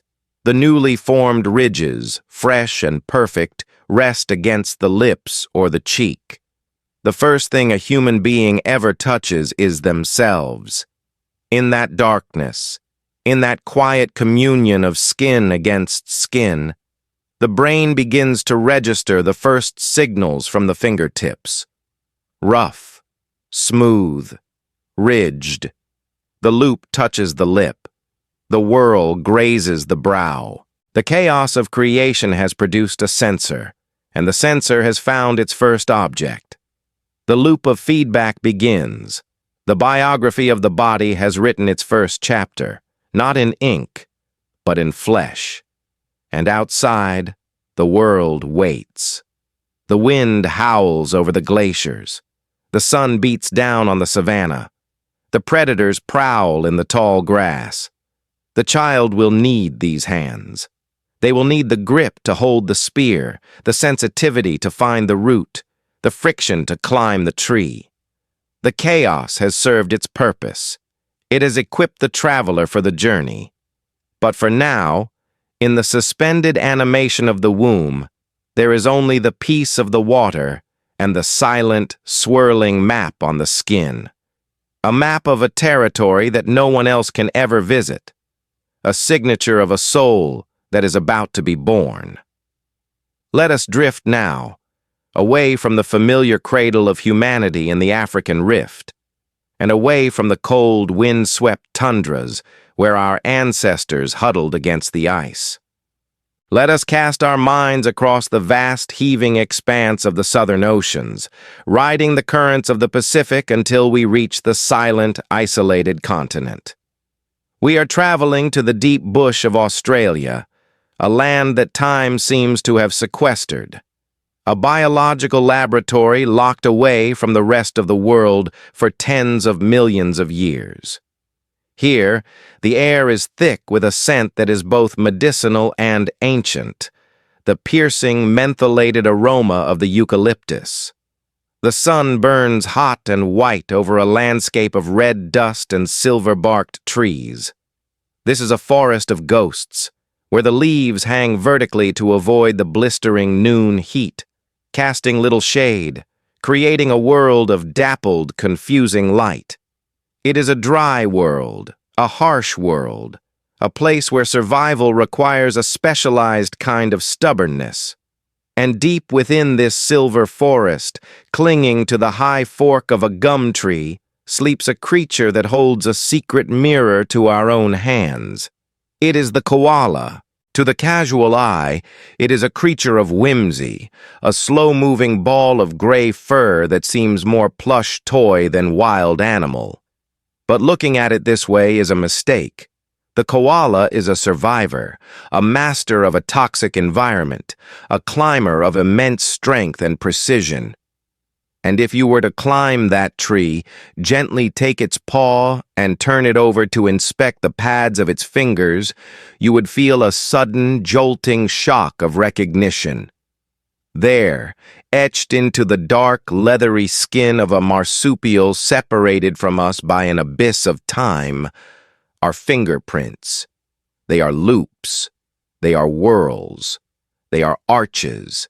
They are so shockingly similar to our own that, under the high-powered gaze of a microscope, even trained forensic scientists have struggled to tell them apart from the prints of a human being. It is a humbling thought, a quiet devastation of our human ego. We often like to believe that we are the sole owners of this intricate design, that the swirling maps on our fingertips are a mark of our special destiny, a divine signature reserved for the tool makers, the city builders, the speakers of language. But nature, in her infinite irony, has given the same gift to a sleepy, leaf-eating cousin in the antipodes. To understand the profundity of this connection, we must first understand the scale of the separation. We must wind the clock back, past the ice ages, past the death of the dinosaurs, deep into the Cretaceous period, some 70 million years ago. Picture the world then. The continents are not where they are today. The great supercontinent of Gondwana is breaking apart, tearing the family of mammals in two. One raft of land carrying the ancestors of the placental mammals, the lineage that would eventually lead to wolves, whales, and us, drifts one way. Another raft carrying the marsupials, the pouched ones, drifts south and east. For 70 million years, these two lineages never spoke. They never touched. They evolved in complete isolation, separated by impassable oceans. The ancestors of the koala walked a path that led them into the trees of a drying continent. The ancestors of the human walked a path that led them into the trees of a lush rainforest and then out onto the savannah. There was no exchange of genetic material. There was no shared blueprint passed down from a recent grandfather. And yet, despite this silence, despite this vast chasm of time and space, both lineages arrived at the exact same conclusion. This is the poetry of convergent evolution. It is the idea that nature, when faced with the same problem, will often dream of the same solution. It is a testament to the fact that there are only so many ways to solve a physics equation. The problem was simple: gravity. In the eucalyptus forests of Australia, just as in the primeval jungles of Africa, the ground is a place of danger. Safety lies in the canopy. But the eucalyptus is a difficult host. Its bark is often smooth, peeling in long, slippery ribbons, or hard and rugged like concrete. To live here, to sleep aloft, to move from branch to branch without falling to a shattering death, the koala needed a grip of absolute certainty. The claw, the ancestral tool of the climber, was useful, and indeed the koala retains formidable scimitar-like claws for digging into the wood. But claws are anchors. They are not sensors. They are binary, either hooked in or not. They do not allow for the fine manipulation of the environment. And the koala, much like the primate, needed to do more than just hang. It needed to select. Consider the diet of this creature. The eucalyptus leaf is a tough, fibrous thing, low in nutrition and loaded with toxic compounds. Not all leaves are created equal. Some are too old and tough. Some are too poisonous. To survive, the koala must be a connoisseur. It must reach out in the night, grab a branch, and pull it close. It must feel the texture of the leaves. And so, the same evolutionary pressures that sculpted the hands of our ancestors began to work on the paws of the koala. The skin needed to grip the smooth, peeling bark. Smooth skin would slip, so the skin buckled. It folded into ridges. It formed the friction ridge, that biological tire tread we have spoken of. The ridges channeled away the sweat and the rain, allowing for dry contact. They increase the surface area, allowing the skin to deform and lock into the microscopic texture of the tree. It is a haunting realization that the laws of physics, friction, tension, shear force, are the true authors of our bodies. The DNA simply follows the rules of the road. Because the koala needed to hold a cylindrical branch just as we did, its skin formed loops and whorls. Because those are the shapes that best resist slipping in multiple directions. The geometry of the grip dictated the geometry of the skin. Let us spend a moment in the sensory world of the koala to deepen this connection. Imagine the sun setting over the blue mountains. The air cools rapidly, and the scent of oil becomes heavy.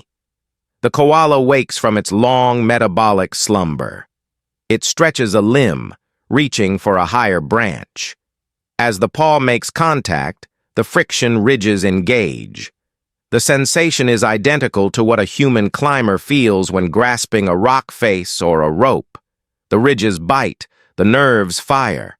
The koala trusts its weight to the friction. It pulls itself up, silent and ghost-like. Now, it reaches for a cluster of leaves. Here, the sensitivity of the fingerprint comes into play. Just as our ancestors palpated the fruit in the jungle, the koala palpates the leaf. The ridges magnify the texture. Is it succulent? Is it dry? The information travels from the fingertip to the marsupial brain, a silent conversation between the skin and the mind.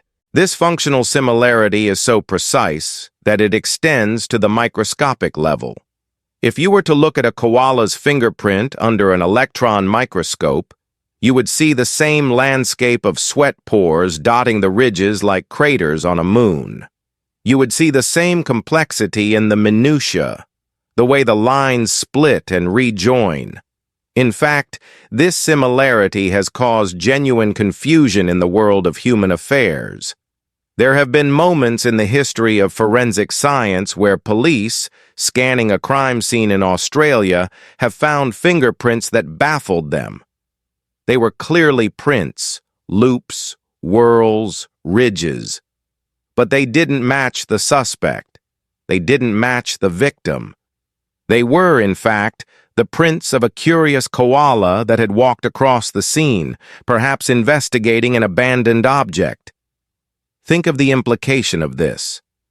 A creature that is not human, that does not share our intelligence, our culture, or our history, carries a signature that can legally identify a human being. It blurs the line between us and them. It strips away a layer of our supposed uniqueness. But in place of uniqueness, it offers something warmer: connection. It serves as a reminder that our physical traits are not divinely unique symbols of humanity, but are functional masterpieces perfected by the trials of survival. We are not the chosen ones. We are the successful ones, and we are not the only successful ones. We share this silent signature with the creatures of the wild. When you look at your hand, you are looking at a tool that is not exclusively human. You are looking at a climber's hand. You are looking at a grasper's hand. You belong to a guild, a brotherhood of the canopy that spans continents and families. We are connected to the climbers, the graspers, the dwellers of the canopy, through the swirling vortices on our fingertips. Imagine the timeline of the Earth as a long, dark corridor. For millions of years, in parallel hallways, the koala and the human were walking towards the same door. We couldn't see each other. We didn't know the other existed. But the corridor of survival narrowed, and the demands of the trees forced us both to shape our keys in the exact same way.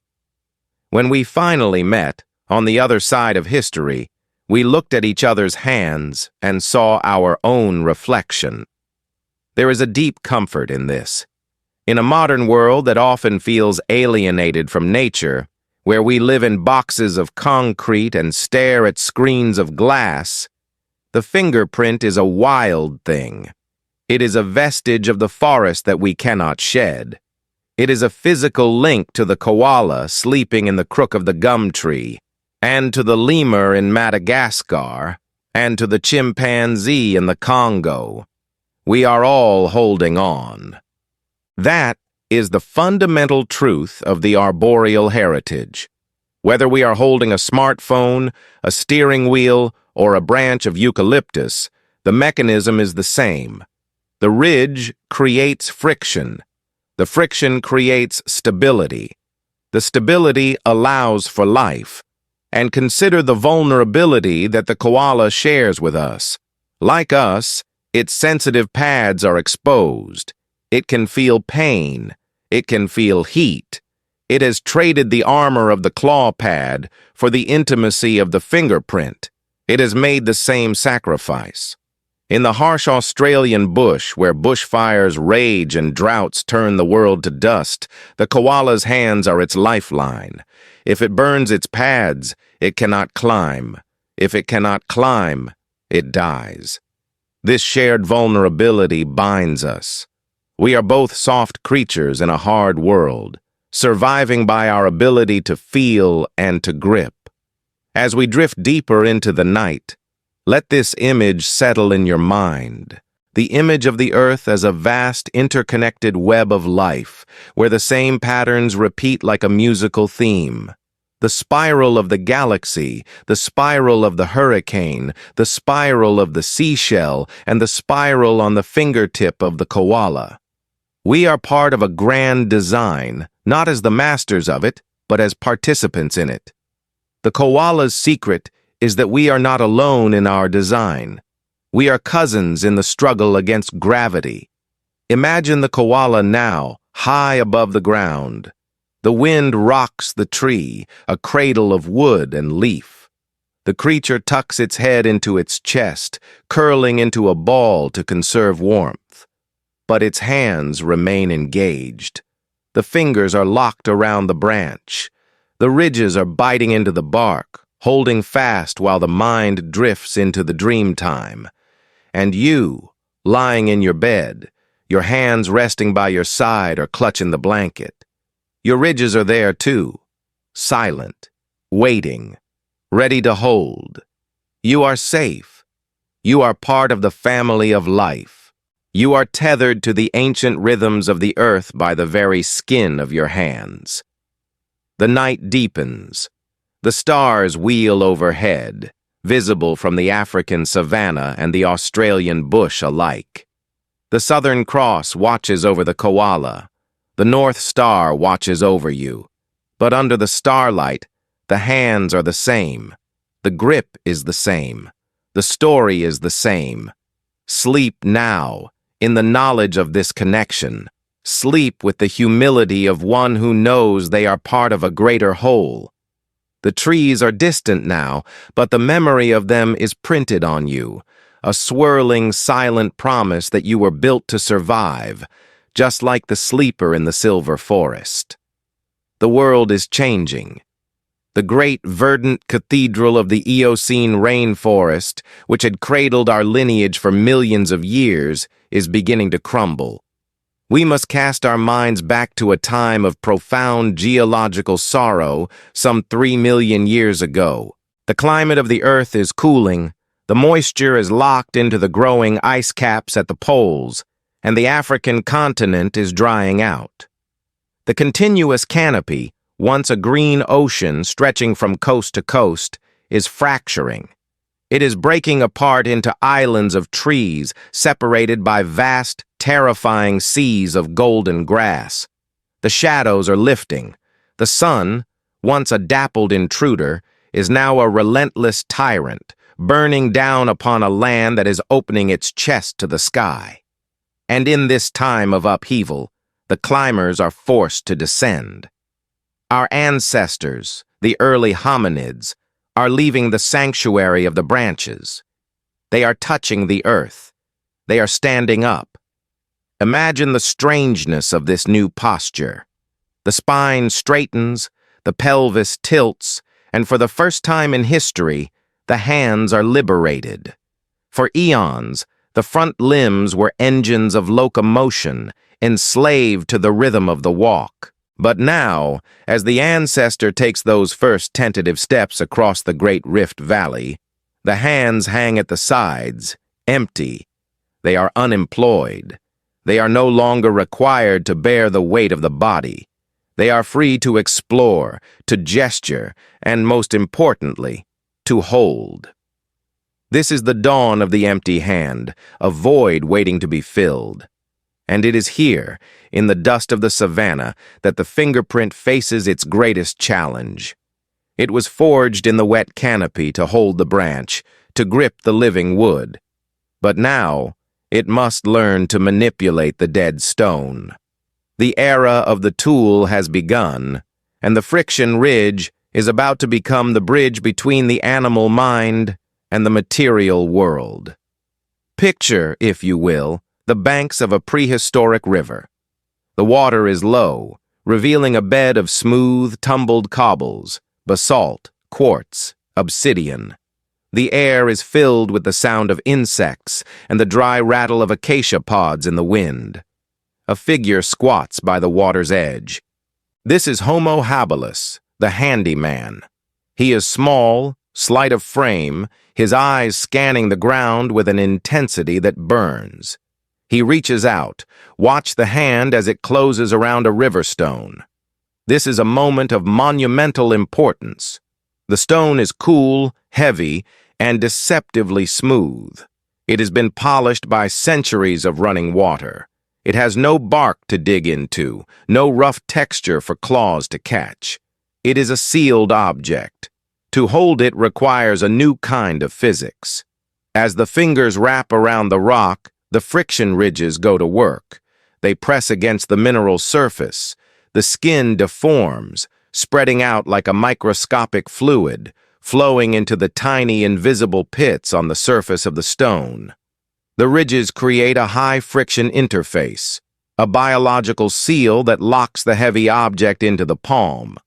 Without these ridges, the stone would be like a bar of wet soap, slipping from the grasp the moment the arm was raised. But holding the stone is only the beginning. The mind of the ancestor has seen a shape trapped inside the rock. He wants to release a sharp edge. He picks up a second stone, the hammer stone. He prepares to strike. Slow down this moment. Expand it until it fills the entire horizon of your imagination. The left hand holds the core, the right hand holds the hammer.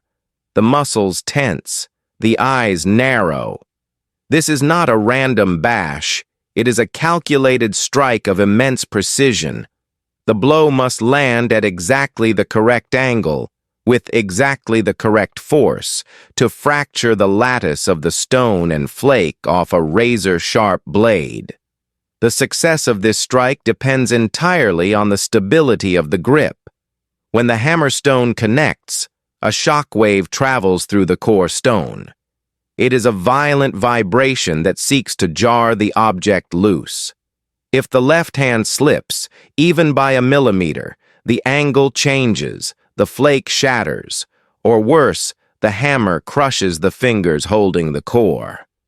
Here, the fingerprint is the hero. The ridges absorb the micro-vibrations. They maintain the torque. They refuse to let go. The minutiae, the forks and endings of the ridges, act like tire treads gripping the road during a sudden stop. Crack. The sound echoes off the canyon walls. A perfect flake of flint flies off, spinning into the dust. It is sharper than any claw, sharper than any tooth. The ancestor has just created a prosthetic edge, a tool that will allow him to butcher meat, to cut wood, to survive. And he could not have done it with smooth skin. We often speak of the opposable thumb as the key to our success, but the thumb is merely the lever. The fingerprints are the brake pads. They are the traction control system that allows the lever to work. Without the friction provided by these swirls of skin, the precision grip, the ability to hold a small object between the thumb and forefinger, would be a clumsy, slippery affair. The delicate knapping of an arrow point, the drilling of a bead, the sewing of a hide, all would be impossible. Let us move from the riverbed to the high drama of the hunt. The sun is at its zenith. The heat is a physical weight, shivering in mirages above the golden grass. A group of Homo erectus is tracking a wounded kudu. They have been moving for hours. Their bodies are slick with sweat. This is the great paradox of the human cooling system. We are the sweating apes. To survive the heat of the day, we dump water onto our skin to evaporate and cool the blood. But sweat is a lubricant.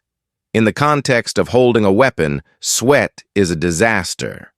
A wooden spear shaft, slick with perspiration and animal grease, becomes impossible to control. But look closely at the fingertips of the hunter. The ridges are not solid lines, they are studded with sweat pores. In a moment of high stress, known as the fight or flight response, the hands sweat first. This seems counterintuitive. Why lubricate the grip when you need it most? But the ridges act as a management system. They do not just let the sweat pool on the surface, they channel it. The valleys between the ridges act like aqueducts, moving the excess moisture away from the points of contact. Simultaneously, a small amount of moisture keeps the keratin of the skin supple, making it tacky. It is the same principle as a person licking their finger to turn a page, or a quarterback licking his fingers to grip the ball. The fingerprints regulate the humidity of the hand to optimize friction. The hunter raises the spear. The muscles of the shoulder coil. The arm snaps forward. At the moment of release, the fingertips impart a final spin, a subtle guidance that stabilizes the flight of the weapon. That last point of contact, that final kiss of the skin against the wood, determines whether the family eats or starves. The friction ridges, ancient adaptations for climbing wet trees, have been repurposed into the targeting system of a ballistic missile. As the sun sets and the violet bruising of twilight covers the savannah, the tribe gathers. The danger of the open ground is greatest now. The predators, the lions, the hyenas, the saber-toothed cats are waking up. The humans need a protector. They need the red flower. They need fire. Creating fire is perhaps the ultimate test of the grip. Picture the fire maker, an elder with hands weathered by decades of labor. He holds a straight stick of hard wood, the drill, against a flat piece of soft wood, the hearth. He places the drill between his palms. He begins to roll. This is a battle of friction. The downward pressure must be immense, and the rotational speed must be high. The hands move back and forth, rubbing the wood to generate heat. If the palms were smooth, they would slide uselessly over the drill. The wood would not spin. It would merely be polished. But the ridges bite into the grain of the stick. They transfer the kinetic energy of the muscles into the wood. The ancestors' hands grow hot, mirroring the heat building in the timber. The ridges are suffering. They are being abraded, compressed, heated. Yet they hold. A wisp of smoke rises. The smell of scorched wood, a scent that is genetically imprinted on us as the smell of safety, fills the air. A coal is born. The dry grass is lit. The flames leap up, pushing back the darkness. The fingerprint has just unlocked the energy of the sun stored in the wood. It has created the first artificial light. It has cooked the food, unlocking nutrients that will feed the growing brain. It has kept the leopard at bay. And what of the domestic life, the quiet hours of the camp? Picture a woman working a hide. The animal skin is slimy. covered in fat and connective tissue. To make it useful, to turn it into clothing or shelter, it must be scraped clean. She holds a scraper, a flake of flint, tightly in her fingers. The environment is one of total lubrication. Everything is slippery. Yet she works with rhythm and efficiency. Her fingerprints act as treads on a muddy track. They channel the fat away, allowing the skin to grip the stone tool. Every pull of the scraper is a victory of friction over fluid. Without this grip, the tool would slide, perhaps slicing her own hand, leading to infection and death. The simple act of making clothes, of creating a second skin to protect our naked bodies from the cold of the coming ice age, relied on the texture of the first skin. This era, the Stone Age, lasted for nearly 3 million years. It is the bulk of our history. For thousands of generations, the interaction between the human and the world was mediated by the friction ridge. We did not just look at the world, we handled it, we weighed it, we shaped it, and in this shaping, the hand itself was shaped.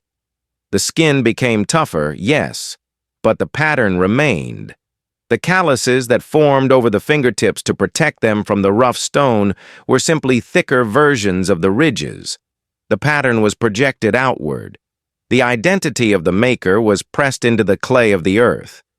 When we find ancient pottery, fired in the kilns of the Neolithic Revolution, we often find fingerprints left inadvertently in the clay.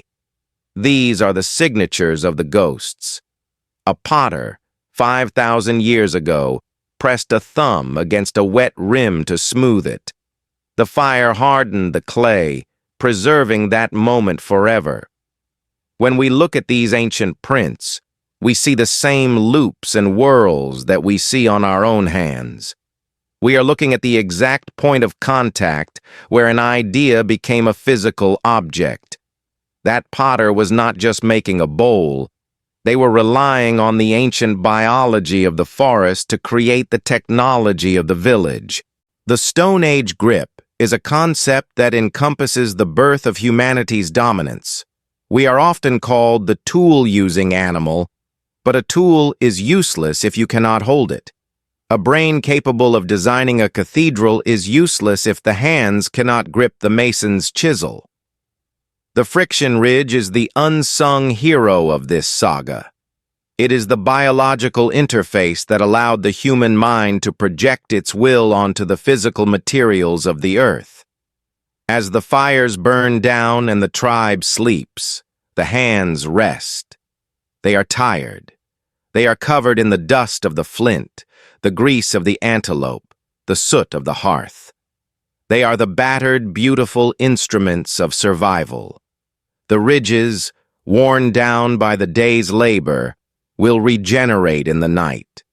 The cells of the deep valleys will push upward, restoring the tread, preparing the hands for another day of friction, another day of holding on to a world that is trying to slip away. We carry this legacy still. When you grip a hammer, a pen, or a steering wheel, you are using the Stone Age grip. You are relying on the same microscopic mountains and valleys that held the first river stone. You are the descendant of the first beings who realized that with a good grip, they could change the world. The sun of the Pleistocene is not a gentle celestial body. It is a hammer of white-hot iron striking the anvil of the earth. We are standing in the Great Rift Valley 2 million years ago in the heat of the day. The air is not merely warm, it is vibrating, shimmering with a thermal intensity that distorts the horizon, turning the distant acacia trees into wavering ghosts. Most of the animal kingdom has retreated. The lions lie panting in the deep shade of the scrub brush, their sides heaving, their golden eyes heavy with lethargy. The antelopes have ceased their grazing, standing still as statues beneath the few solitary trees, waiting for the mercy of the evening. The silence of the savannah at high noon is the silence of endurance. It is a world paused, holding its breath against the oppression of the light. But there is one creature that moves through this furnace. There is one animal that dares to walk upright into the blaze, venturing out when the predators are asleep, using the heat as a shield. It is our ancestor, Homo erectus. He is tall, dark-skinned, and nearly hairless, a strange anomaly in a world of fur. He walks with a steady, rhythmic gait, tracking the faint hoofprints of a wildebeest in the dust. He is a water vessel walking through fire.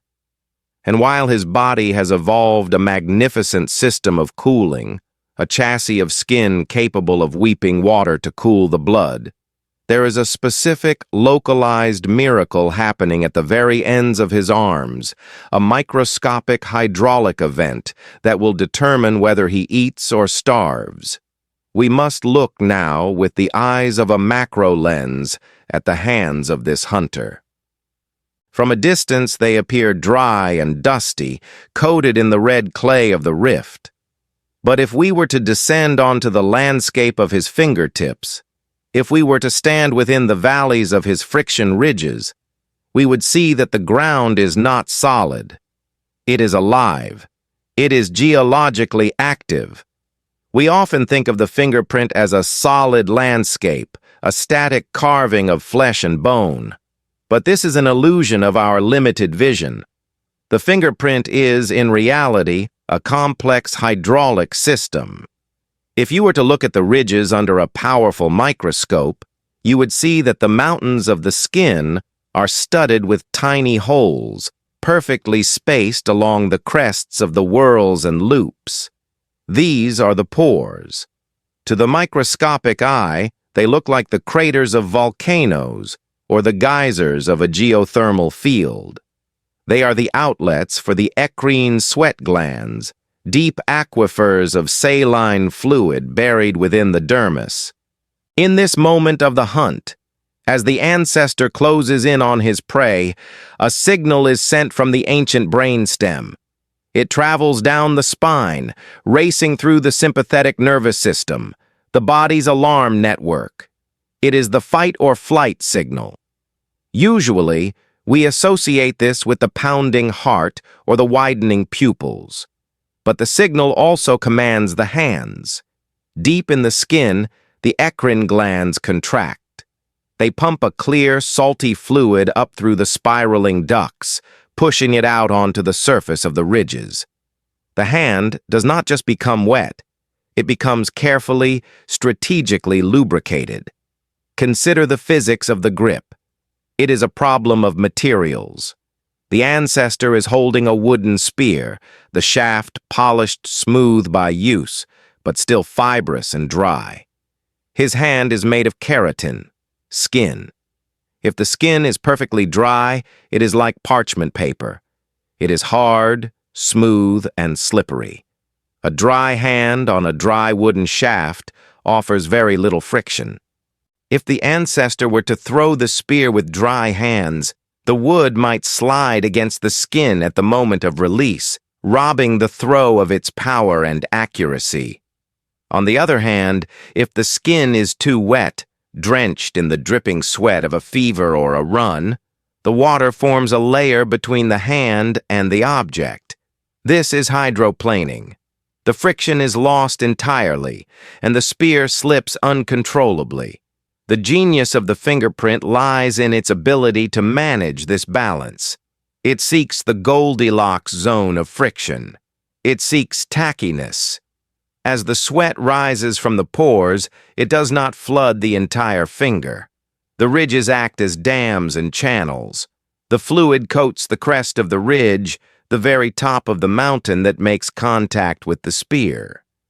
This small amount of moisture interacts with the keratin of the skin, causing it to soften slightly, to swell on a microscopic level. The skin becomes supple. It becomes rubbery. It transforms from a sheet of parchment into a high-grip tire. Simultaneously, the valleys between the ridges, the furrows of the fingerprint, act as a drainage system. If there is too much sweat, or if the ancestor wipes his brow and transfers too much water to his hand, the excess fluid is shunted into these valleys. It flows away from the contact points, ensuring that the grip remains secure. The fingerprint is a self-regulating machine, constantly adjusting the humidity of the interface between the body and the world. Let us return to the hunter. He pauses. The wildebeest is ahead, hidden in the tall grass. The wind shifts. The hunter tightens his grip on the spear. He does not consciously tell his hands to sweat. The body knows. The body anticipates the need for friction before the action even begins. This is why your palms grow damp before a speech, before a difficult conversation, or when you look down from a great height. It is not a mistake. It is not a failure of your nerves. It is an ancient physiological echo, a weapon loading itself. Your body is preparing you to hold on tight to something, a branch, a weapon, a cliff edge, even if that something is only a metaphor in the modern world. In the heat of the Pleistocene day, this mechanism was the difference between life and death. Imagine the sheer physical forces involved in the life of Homo erectus. This was a life of violent kinetics.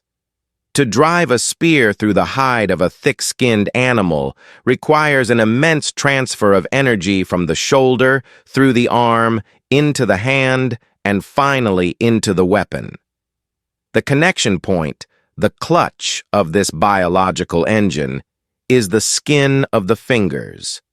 If the clutch slips, the energy is wasted. The animal escapes. The tribe goes hungry.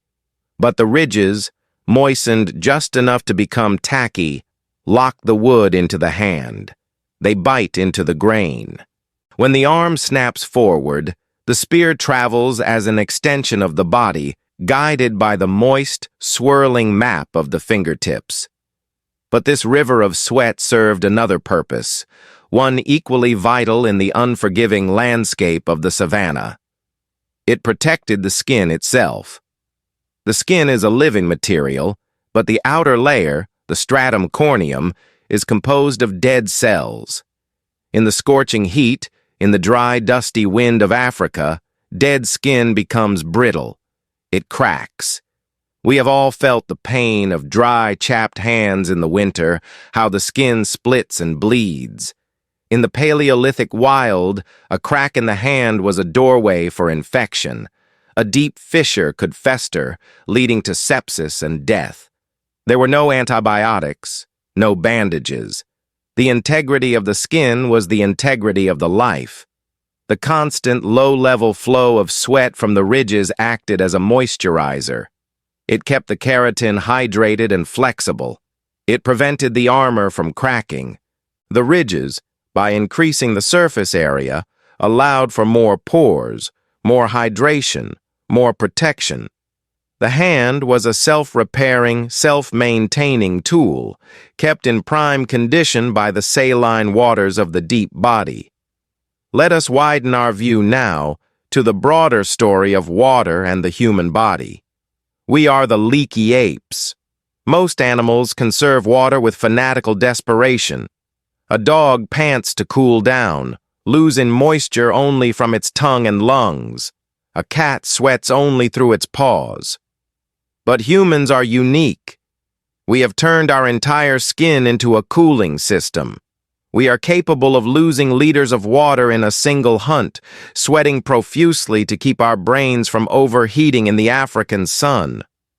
This evolutionary choice, to become a water-cooled machine, allowed us to conquer the day. We could hunt when the wolves and the lions were forced to sleep. We could run the persistence hunt, chasing an antelope for hours in the midday heat until the animal collapsed from hyperthermia. We outlasted them because we could sweat. But this gift came with a cost. We became tethered to water. We could not wander far from the rivers and the water holes. We became walking sacks of saline, constantly needing to replenish what we lost. And the fingerprints, those tiny hydraulic engineers, were the most sensitive indicators of our hydration. Imagine a day when the water ran out. The tribe is moving across a parched stretch of scrubland. The rains have failed. The riverbeds are dry, cracked mosaics of mud. The sun beats down without mercy. The body begins to conserve. The river of sweat begins to dry up. The hands stop weeping. The ridges become dry and smooth. The hunter picks up his spear, but it feels different. It feels glassy. He tries to climb a rocky outcrop to scout for water, but his grip is unsure.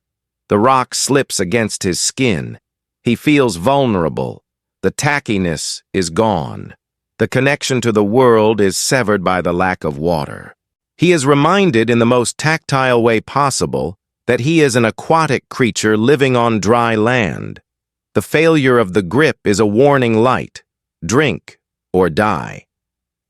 This duality, the power of the sweat to enable grip and the danger of dehydration, is woven into our biological memory. It is why the feeling of clammy hands is so distinct. It is the feeling of the system working in overdrive or working in fear. Let us travel forward in time, into the dark, smoky caves of the Ice Age. The environment has changed. It is no longer the scorching heat that threatens, but the biting cold. Yet, the hydraulic system of the fingerprints remains vital. A woman sits by a fire, stitching a garment of reindeer hide. The needle is a sliver of bone, polished and slippery. Her hands are cold. When hands are cold, the blood vessels constrict, and the sweat glands shut down to conserve heat.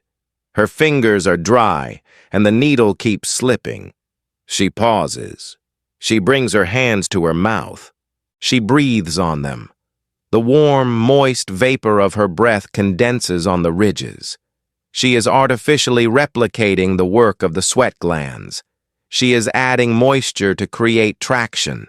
She rubs her fingers together, feeling the tackiness return. Now she can grip the needle. Now she can pull the sinew thread tight. The manipulation of friction, whether by internal sweat or external breath, is a fundamental skill of the human hand. And consider the chemistry of this fluid. Sweat is not just water.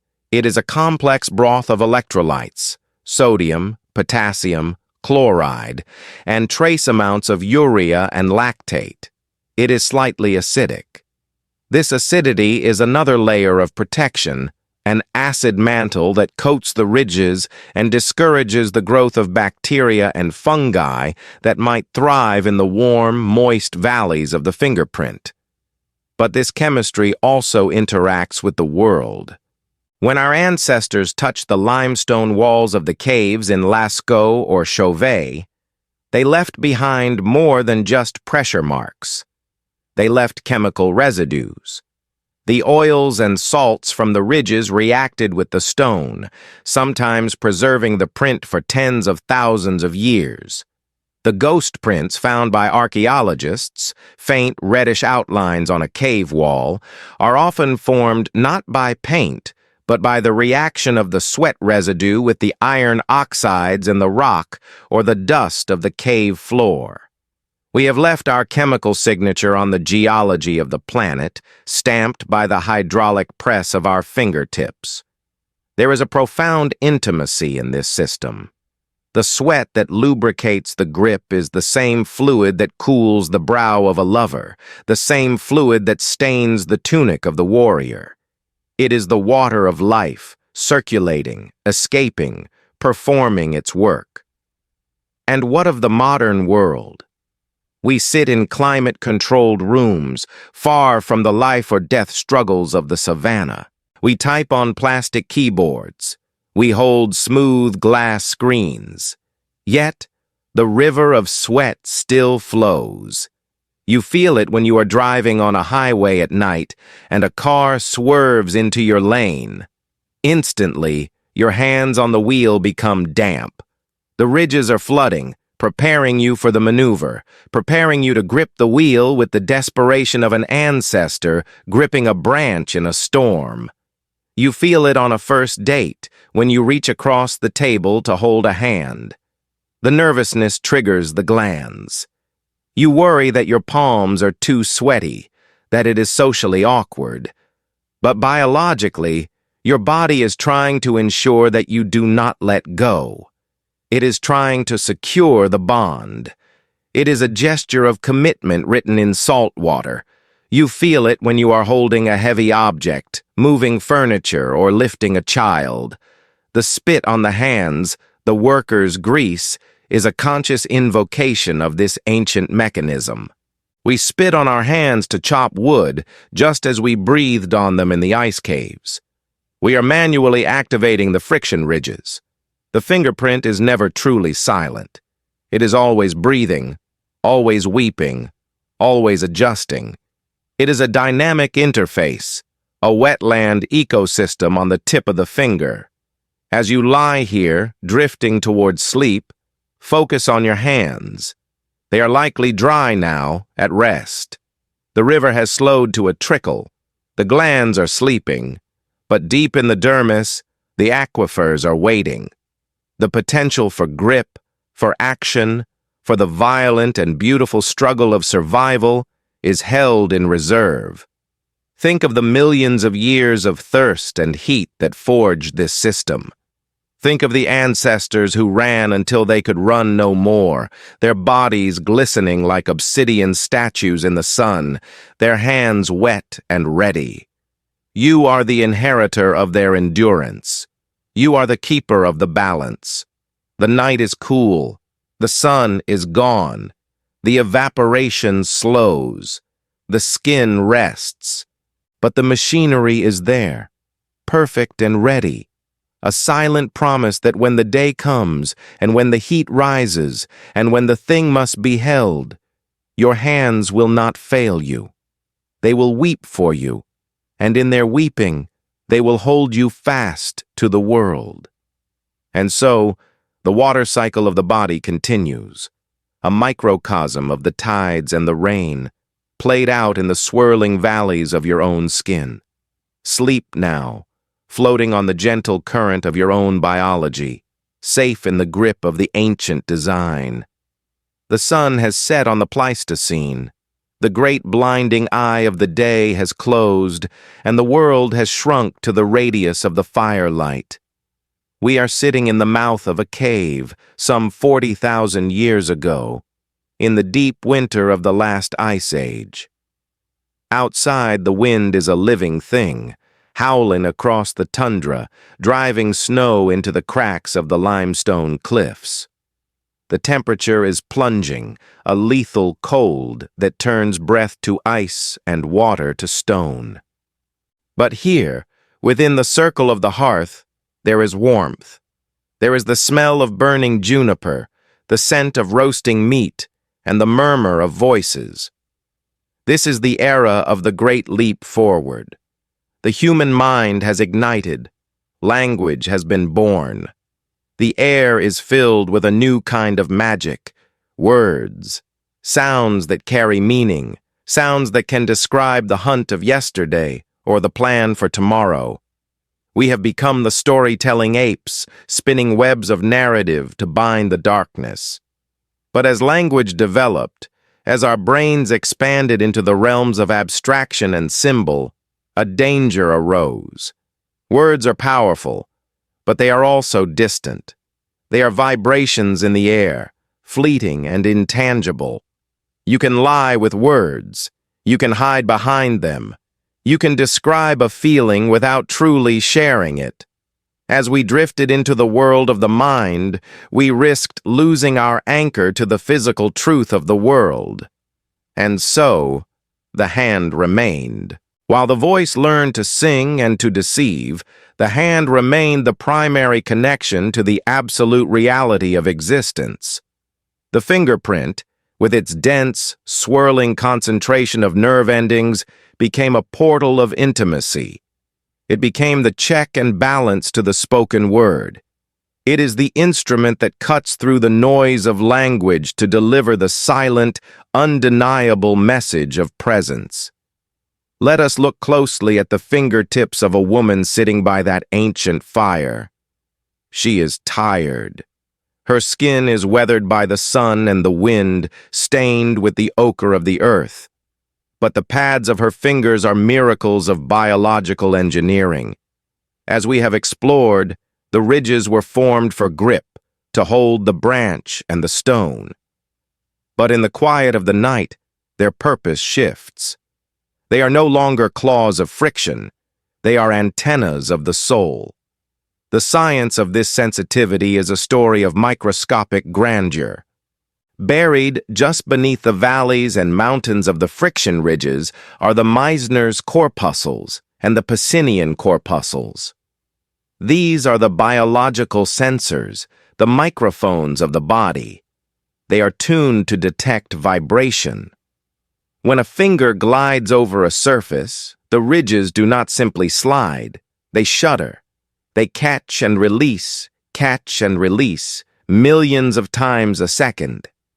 This micro-stuttering creates a frequency, a hum that travels up the nerves to the somatosensory cortex of the brain. The ridges act as amplifiers. Without them, the skin would be a muffled drum. With them, it is a Stradivarius violin, resonant and rich. Consider the scale of this sensitivity.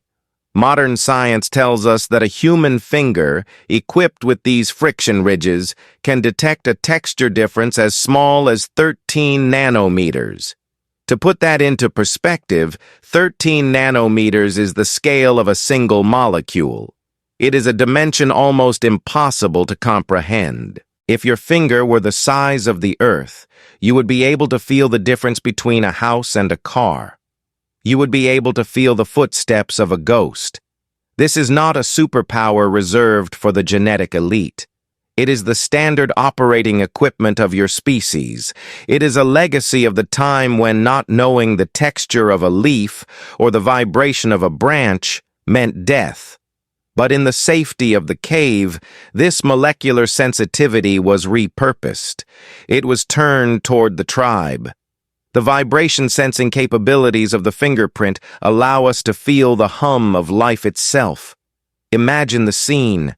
A hunter has returned, exhausted, his muscles knotted with the tension of the chase. He sits by the fire, his head bowed. A companion moves behind him. A hand is placed on a shoulder. This simple gesture is one of the most profound acts in evolutionary history. The ridges on the companion's fingertips press into the skin of the hunter. They detect the subtle tremors of the muscle fibers. They feel the heat radiating from the body. They sense the tautness, the rigidity of stress. But the communication goes both ways.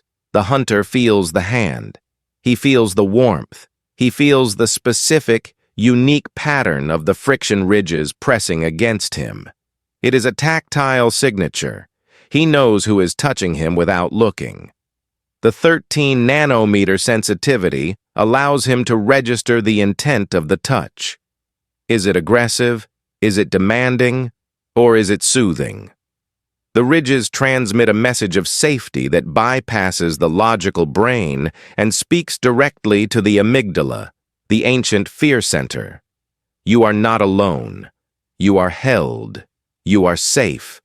The cortisol levels in the hunter's blood begin to drop. The heart rate slows. The breath deepens. The hand has done what 1,000 words could not.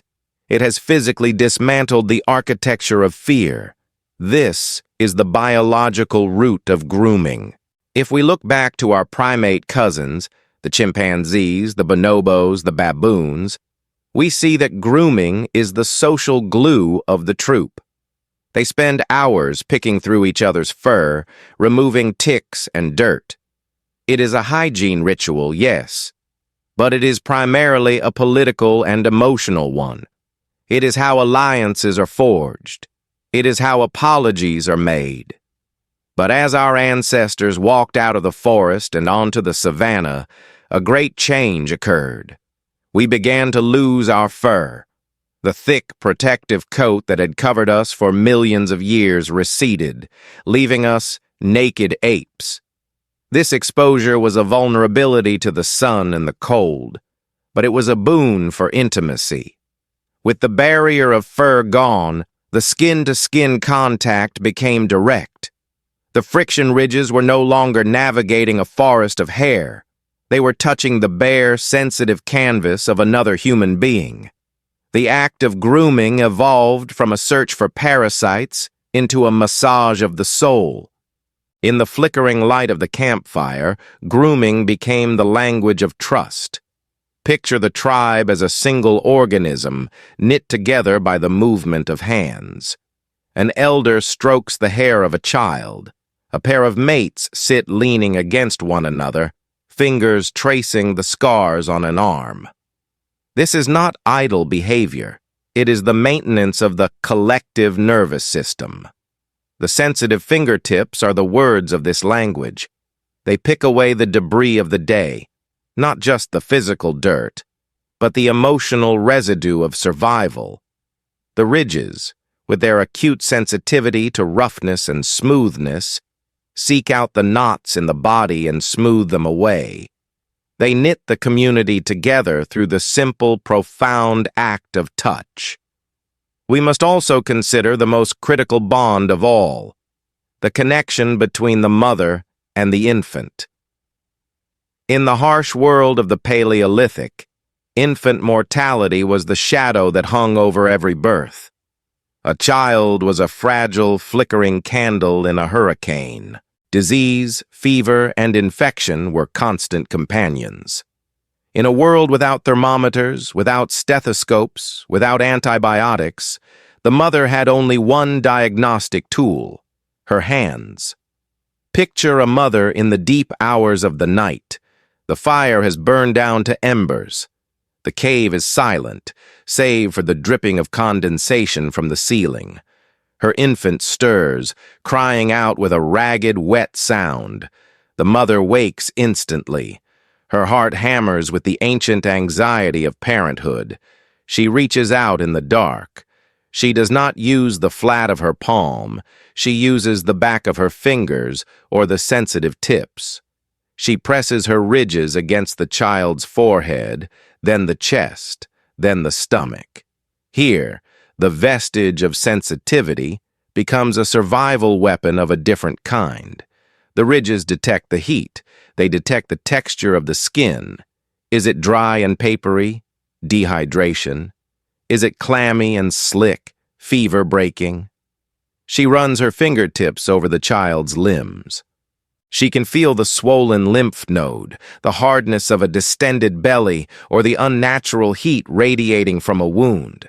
The 13-nanometer sensitivity allows her to feel the pulse of the blood beneath the skin. She counts the rhythm in the dark. Too fast, too fluttering. She pulls the child closer, using her own body heat to regulate the infant's temperature. She uses her hands to soothe, stroking the back in a rhythmic motion. This stroking is not merely a comfort. It is a physiological necessity. We now know that the touch of the skin stimulates the release of growth hormones in the infant. It regulates breathing. It helps the developing brain organize itself. A child deprived of touch, even if fed and kept warm, will wither.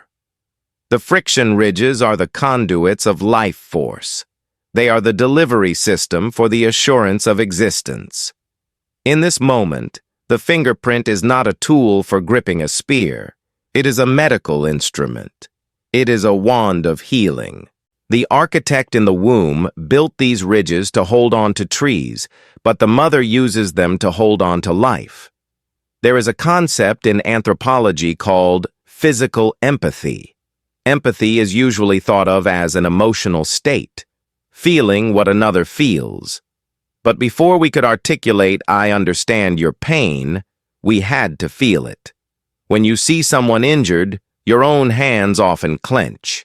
When you see someone crying, Your own body responds. But physical empathy is most potent in contact. When two people hold hands, their breathing often synchronizes. Their heart rates can align. This is a phenomenon known as interpersonal coupling. The fingerprints are the docking ports for this coupling. When you interlace your fingers with another person, you are bringing the most sensitive parts of your body into contact. The ridges of one hand lock against the ridges of the other. The pulses beat against each other. The sweat, the river of sweat, mingles. In the Stone Age, this locking of hands was likely a pledge. In a world of total uncertainty, where the sun might not rise, where the herd might not return, where the leopard might strike, the clasp of a hand was the only solid truth.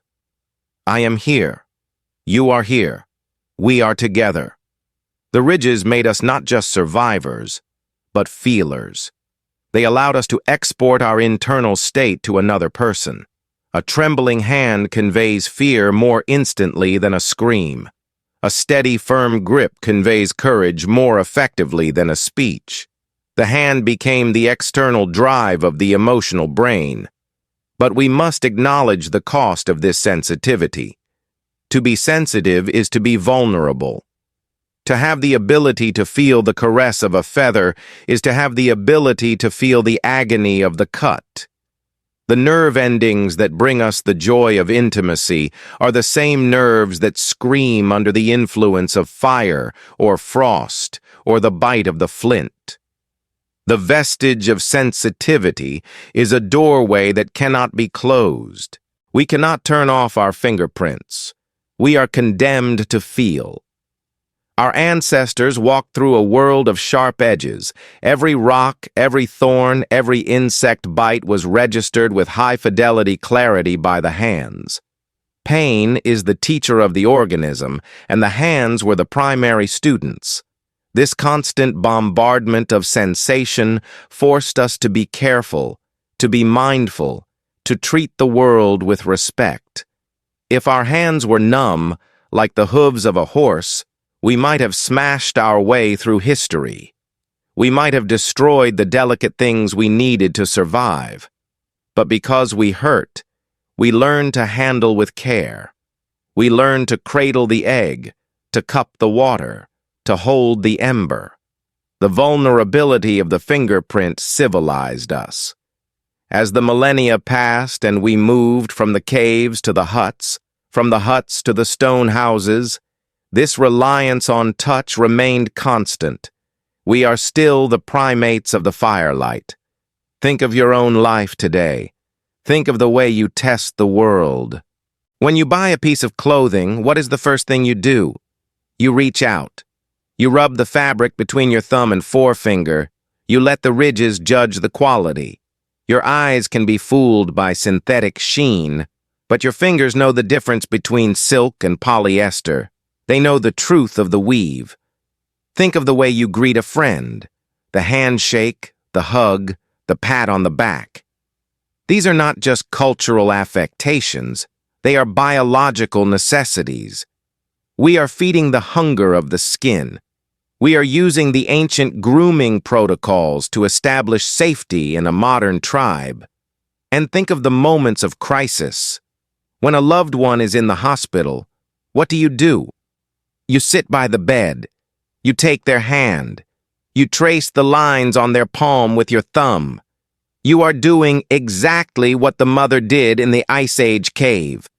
You are trying to transmit life, to anchor them to the world, to say, I am here, through the vibrating electrical connection of the friction ridges.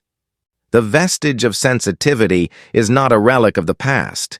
It is the active, beating heart of our humanity. It is the reason we can play the piano, feeling the resistance of the keys. It is the reason a sculptor can find the face hidden in the clay.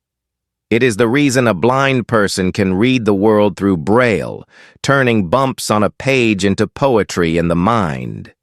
The fingerprint transformed the hand from a grapple into a gaze. It turned the extremity of the arm into the extremity of the heart. As the fire dies down in our imagined cave, the tribe settles for sleep. They lie in a puppy pile, bodies pressed together for warmth. The darkness is total. The wind still howls. But in the center of the huddle, a hand rests on a chest. The ridges rise and fall with the breath. The connection is unbroken. We carry this history in every caress. We are the descendants of the touchers, the groomers, the ones who learned that to survive the dark, we had to hold on, not just to the trees, but to each other. Tonight before you sleep, run your thumb over the tips of your fingers. Feel the texture of your own skin. You are touching the most advanced sensor ever produced by nature, a sensor designed not for the cold analysis of data, but for the warm, messy, vital work of connection. You are touching the instrument of your own empathy. The history of the world is often told in stone. We read the biography of our species in the monumental architecture of the pyramids, in the fluted columns of the Parthenon, and in the megalithic circles of Stonehenge. We look for the grand gestures, the deliberate carvings of kings and conquerors who wished to scratch their names into the bedrock of eternity. But there is another history, a quieter, more intimate chronicle, written not in granite, but in grease, in oil, and in the soft, yielding mud of the riverbank. It is a history written by the friction ridge, the silent witness that has accompanied us through every triumph and every tragedy of the last 200,000 years. For the vast majority of our existence, these patterns went unnoticed by the conscious mind. To the hunter of the Pleistocene, stalking through the tall grass of the mammoth steppe, the ridges on his fingers were simply the texture of the hand. They were utilitarian, functional, as unremarkable as the hair on his arms or the calluses on his feet. He knew that his hands offered him a grip that was superior to the smooth paw of a lion, but he did not know that he carried a unique, swirling map of his own identity on the tips of his fingers. He did not know that he was signing his name on every spear shaft he polished, on every stone he knapped, and on every fruit he plucked from the branch. We left our marks on everything we touched. Imagine the atmosphere of a Paleolithic cave deep in the limestone belly of what is now southern France. The air is cool and smells of damp mineral and bat guano. A single torch, soaked in animal fat, sputters, casting long dancing shadows against the undulating walls. An artist is at work. He is painting a bison, using a mixture of red ochre and charcoal, binding the pigment with saliva and fat. In the intensity of the creation, he leans forward. He loses his balance for a fraction of a second. To steady himself, he presses his left hand against the cold, wet wall of the cave. The palm flattens, the fingers splay out, the ridges, coated in the microscopic oils of the skin and the sweat of his exertion, press against the limestone. He rights himself. He finishes the bison. He leaves. The torch burns out, and the cave returns to a darkness that will last for 20,000 years. But the mark remains. The oils react with the mineral surface. The dust of the cave floor settles into the sticky residue. The latent print, as modern forensic scientists would call it, calcifies.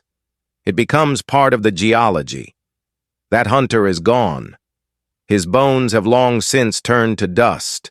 His name, spoken in a language that no tongue remembers, has vanished into the wind. But the specific, chaotic geometry of his right thumb, the loop, the bifurcation, the scar where he cut himself on a flint knife, remains perfectly preserved on the wall. It is a silent witness to the fact that he breathed, he stood, and he touched. These were the first signatures, the unintentional autobiographies of prehistoric people. They did not intend to be remembered this way. They intended to be remembered by their deeds, by the meat they brought home, by the children they raised. Yet, it is the accidental smudge, the unthinking brace against a wall that has outlasted their greatest conscious efforts. As the wheel of time turned and the ice sheets retreated to the poles, humanity underwent a transformation. We stopped wandering. We settled by the rivers. We began to plant the seeds of grasses. We began to build walls of mud and brick. This was the Neolithic Revolution, and it brought with it a new material that would become the greatest archive of the fingerprint in history: clay.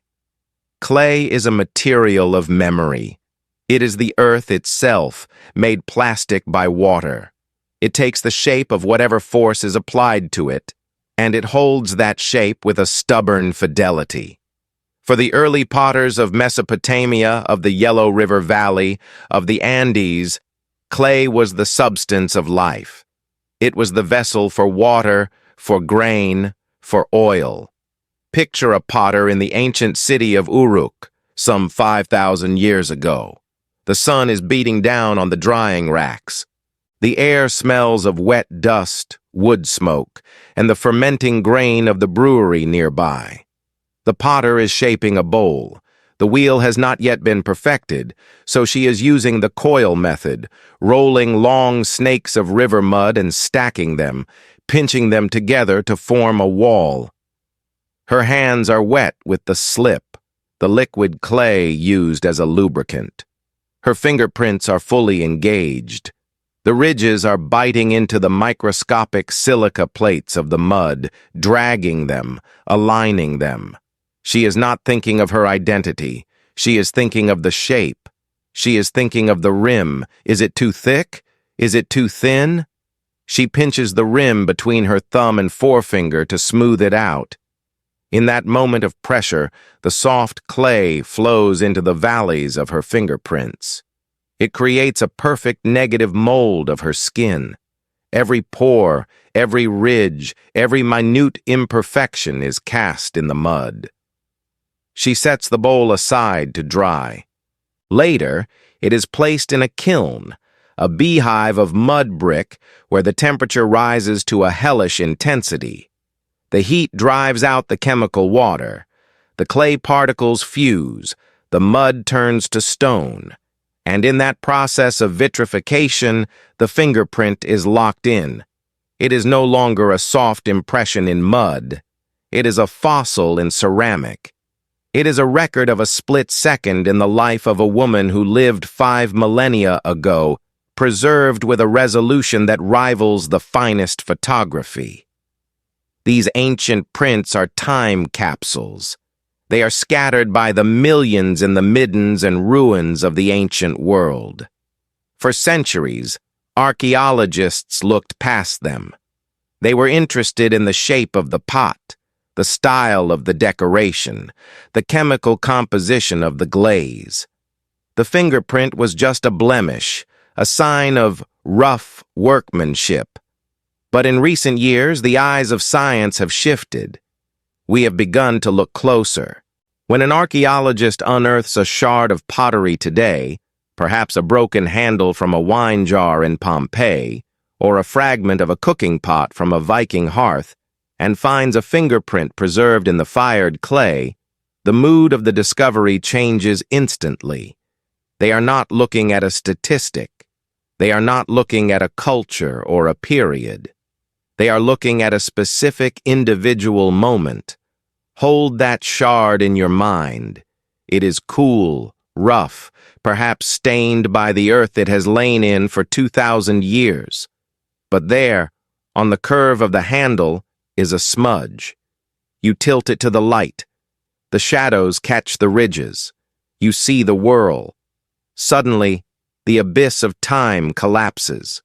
The thousands of years that separate you from the maker vanish. You are standing in their workshop. You can almost feel the heat of their kiln. You can sense the pressure of their hand. You are seeing the exact point where a human being made contact with their creation. It is a ghostly handshake across the ages. This connection is visceral. It bypasses the intellect and strikes the heart. To see a tool is to understand a function.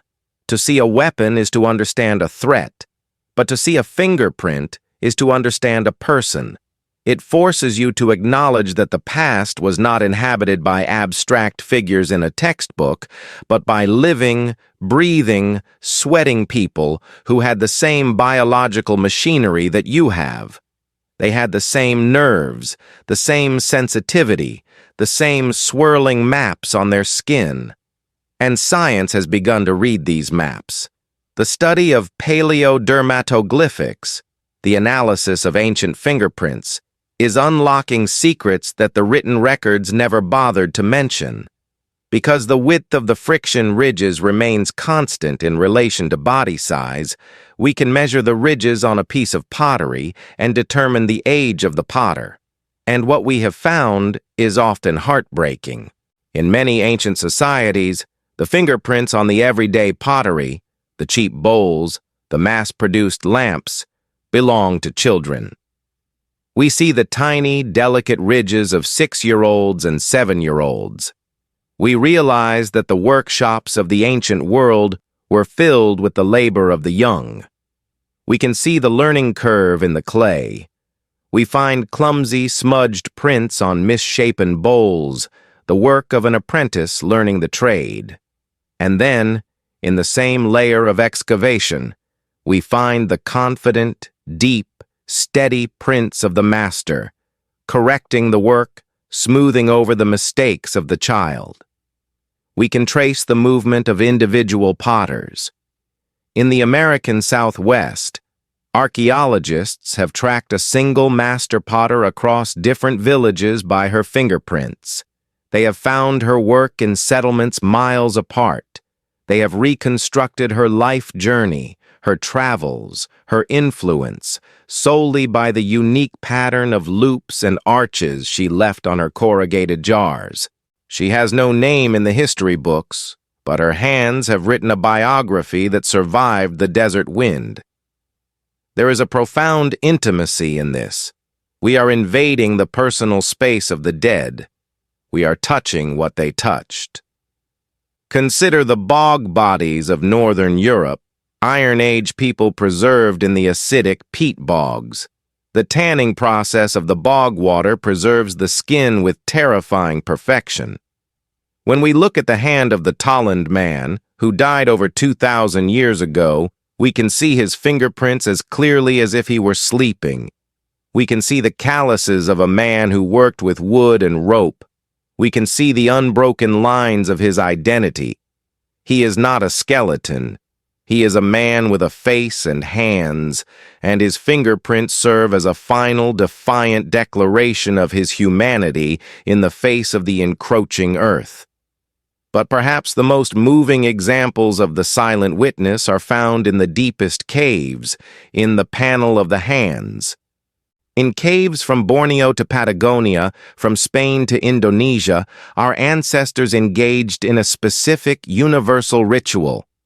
They would place their hand against the cave wall and blow pigment over it through a hollow bone, creating a negative stencil. These are not accidental prints.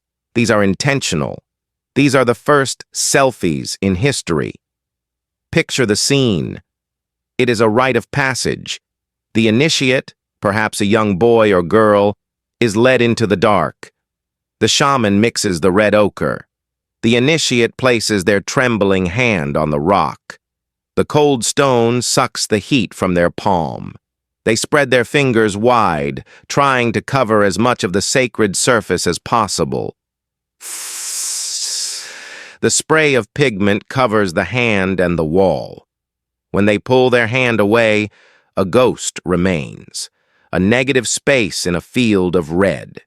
The hand is gone, but the shape is eternal. But look closer at these stencils. In some of them, we can see the impression of the palm where it pressed hard against the rock, and in the pigment itself, trapped in the binder, are the chemical ghosts of the friction ridges. Why did they do this? Why, across thousands of miles and thousands of years, was the hand the symbol of choice?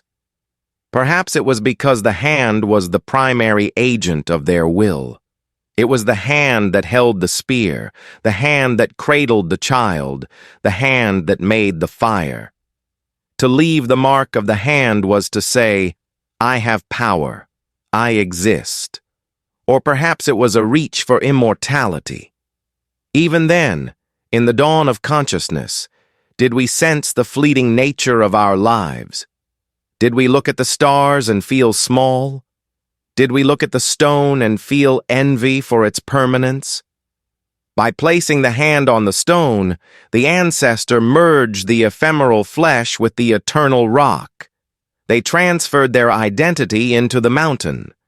The fingerprint transformed from a biological tool into a seal of presence. In the legal contracts of ancient Babylon, long before the invention of the modern signature, parties would press their fingernail or the tip of their thumb into the clay tablet to seal a deal.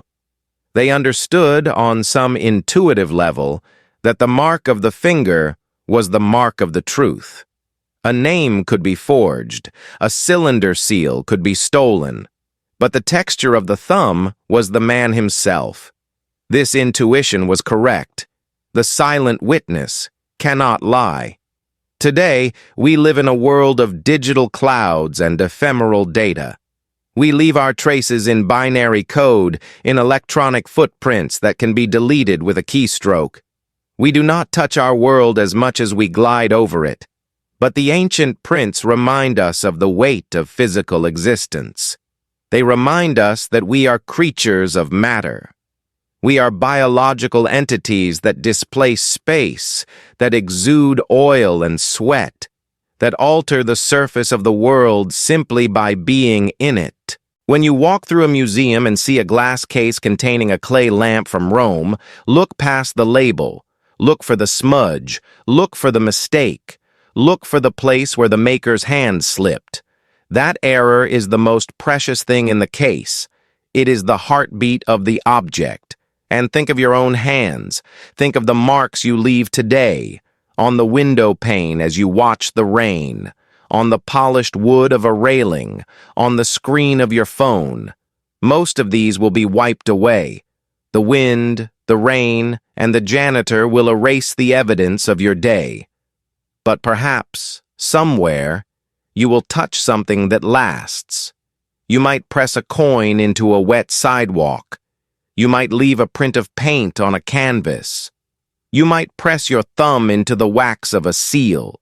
And 10,000 years from now, when the buildings have fallen and the languages have changed, another being might find it. They will blow the dust away.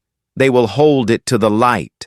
They will see the loop, the whirl, the ridge, and they will feel that sudden, shocking jolt of connection. They will know that you were here. They will know that you lived.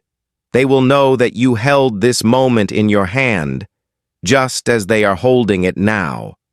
The fingerprint is a message in a bottle, cast into the ocean of time.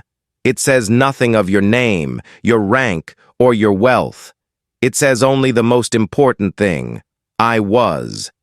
As the chapter of the ancient world closes, the pottery shard lies in the dust, waiting. The cave wall waits in the dark. The silent witness keeps its vigil. The ridges, carved by the chaos of the womb and hardened by the work of the Stone Age, have become the most enduring monument we can build. We are dust, but our touch is stone. Sleep now, with your hands resting open. Realize that you are writing your autobiography in every moment, in every touch. You are leaving a trail of presence that the universe, in its quiet way, will remember, The silent witness is watching, and it is keeping your story safe. Time is a grinder. If we look out across the vast, rolling expanse of the prehistoric world, we see that nothing is safe from the erosion of the hours. The great glaciers of the Pleistocene, which once seemed as permanent as the stars, eventually crack and weep into the sea. The mountains, those jagged teeth of the earth, are slowly filed down by the wind and the rain until they are merely hills, and then dust.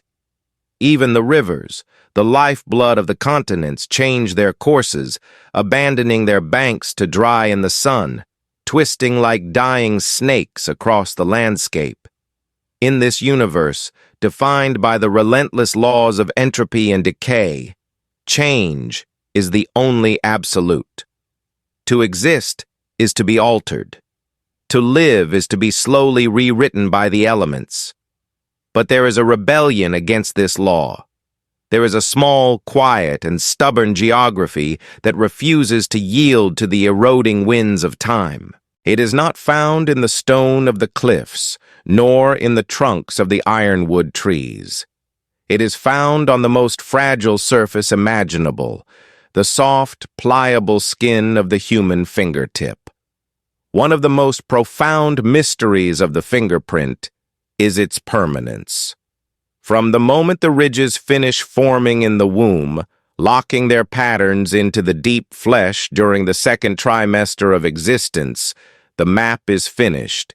It is sealed. It becomes a fixed point in a turning world. While the rest of the body embarks on a long, tumultuous journey of transformation, growing, stretching, scarring, aging, the fingerprint remains fundamentally unchanged. It is a faithful companion that travels with us from the innocence of the cradle to the frailty of the grave, a silent witness that refuses to change its testimony. To understand the miracle of this stability, we must descend once again into the microscopic architecture of the skin. We must visit the basal layer, the deep generating furnace of the epidermis. Imagine this layer as the foundation of a great temple, buried deep underground, safe from the storms that rage on the surface. Here, the cells are engaged in a perpetual cycle of birth and death. New skin cells are born in the dark, pushing upwards, migrating slowly toward the light of the surface. As they rise, they harden, they flatten, and eventually they die, becoming the protective armor of the outer hand. Finally, they flake off into the wind, returning to the dust. This process is a constant river of regeneration. The skin you possess today is not the skin you possessed last month.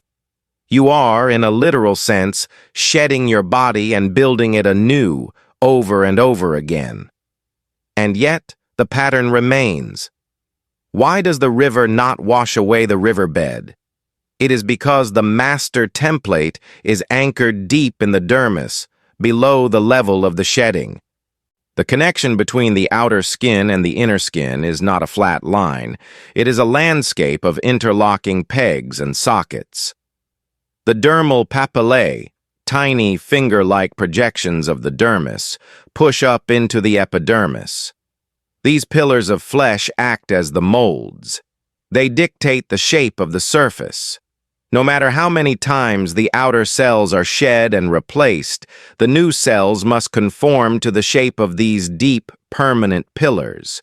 The loop, the whorl, the arch. These are not painted on the surface. They are built from the basement up. The skin is a printer that never runs out of ink and never changes the image it is printing. It is a biological insistence on identity. Let us trace this permanence through the biography of a single life in the deep past. Picture a child born in a shelter of mammoth bones on the wind-swept steppe of the Ukraine 20,000 years ago. The infant is small, fragile, wrapped in the furs of the wolf and the reindeer. His face is smooth, a blank slate of potential. His eyes are unfocused, still learning to interpret the light. But if you were to unfurl his tiny fist, tight with the gripping reflex of his primate ancestors, you would see the map already drawn. The ridges are faint, delicate as a spider's web, but they are complete. The intricate swirl on his thumb, the specific bifurcation on his index finger, it is all there.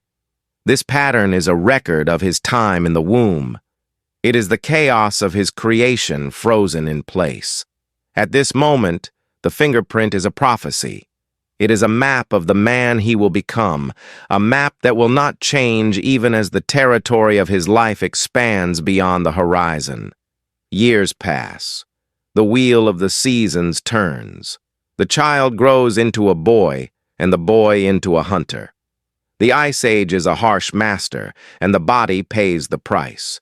The hunter stands on the edge of a frozen river, a spear in his hand. He is no longer the soft infant. His muscles have hardened like braided rope. His bones have thickened to bear the weight of the kill. His face has changed. The jaw has widened. The brow has furrowed with the strain of squinting against the snow glare. The sun and the wind have tanned his skin to the color of cured leather. He is a creature of friction. He spends his days scraping hides, dragging stones, climbing rough scree slopes. His hands are the interface of his labor. They are abraded, calloused, and worn. The ridges on his fingertips are flattened by the endless work, ground down by the grit of the earth. And then, the injury happens. It is a common story in the Stone Age. Perhaps he is knapping a piece of flint, striking the core to create a blade. The stone shatters unpredictably. A razor-sharp flake slices across the pad of his thumb. The blood flows, bright and hot against the snow. The pain is sharp, a flash of white heat. The pattern is disrupted. The loop is severed by a canyon of raw flesh. In the days that follow, the body's emergency crews rush to the site. A scab forms, a rough, dark shield over the wound. The hunter continues his life, favoring the hand, waiting for the healing. Beneath the scab, in the wet darkness of the tissue, the master template is at work. The injury has damaged the surface, but it has not destroyed the deep pillars of the dermis. The cells of the basal layer begin to divide. They push up, filling the gap. And as they rise, they do not grow randomly. They follow the ancient instructions. They align themselves with the surviving ridges on either side of the cut. Weeks later, the scab falls away. The skin is pink and new. And there, miraculously, the pattern has returned. The line that was severed reconnects. The loop closes. The map restores itself. Unless the damage was catastrophic, burning down into the deep foundation, the fingerprint heals true. It reasserts itself. It says, I am still here. I am still the same. This regenerative memory is a profound biological wonder. The body remembers its design even when the material is destroyed. In a world where a broken spear cannot fix itself, where a shattered stone remains shattered forever, the living hand possesses the magic of eternal return. Generations fade into dust. The hunter becomes an elder. He sits by the fire now, his days of running the persistence hunt over. The tribe looks to him for wisdom, for the stories of the ancestors. Look at him now.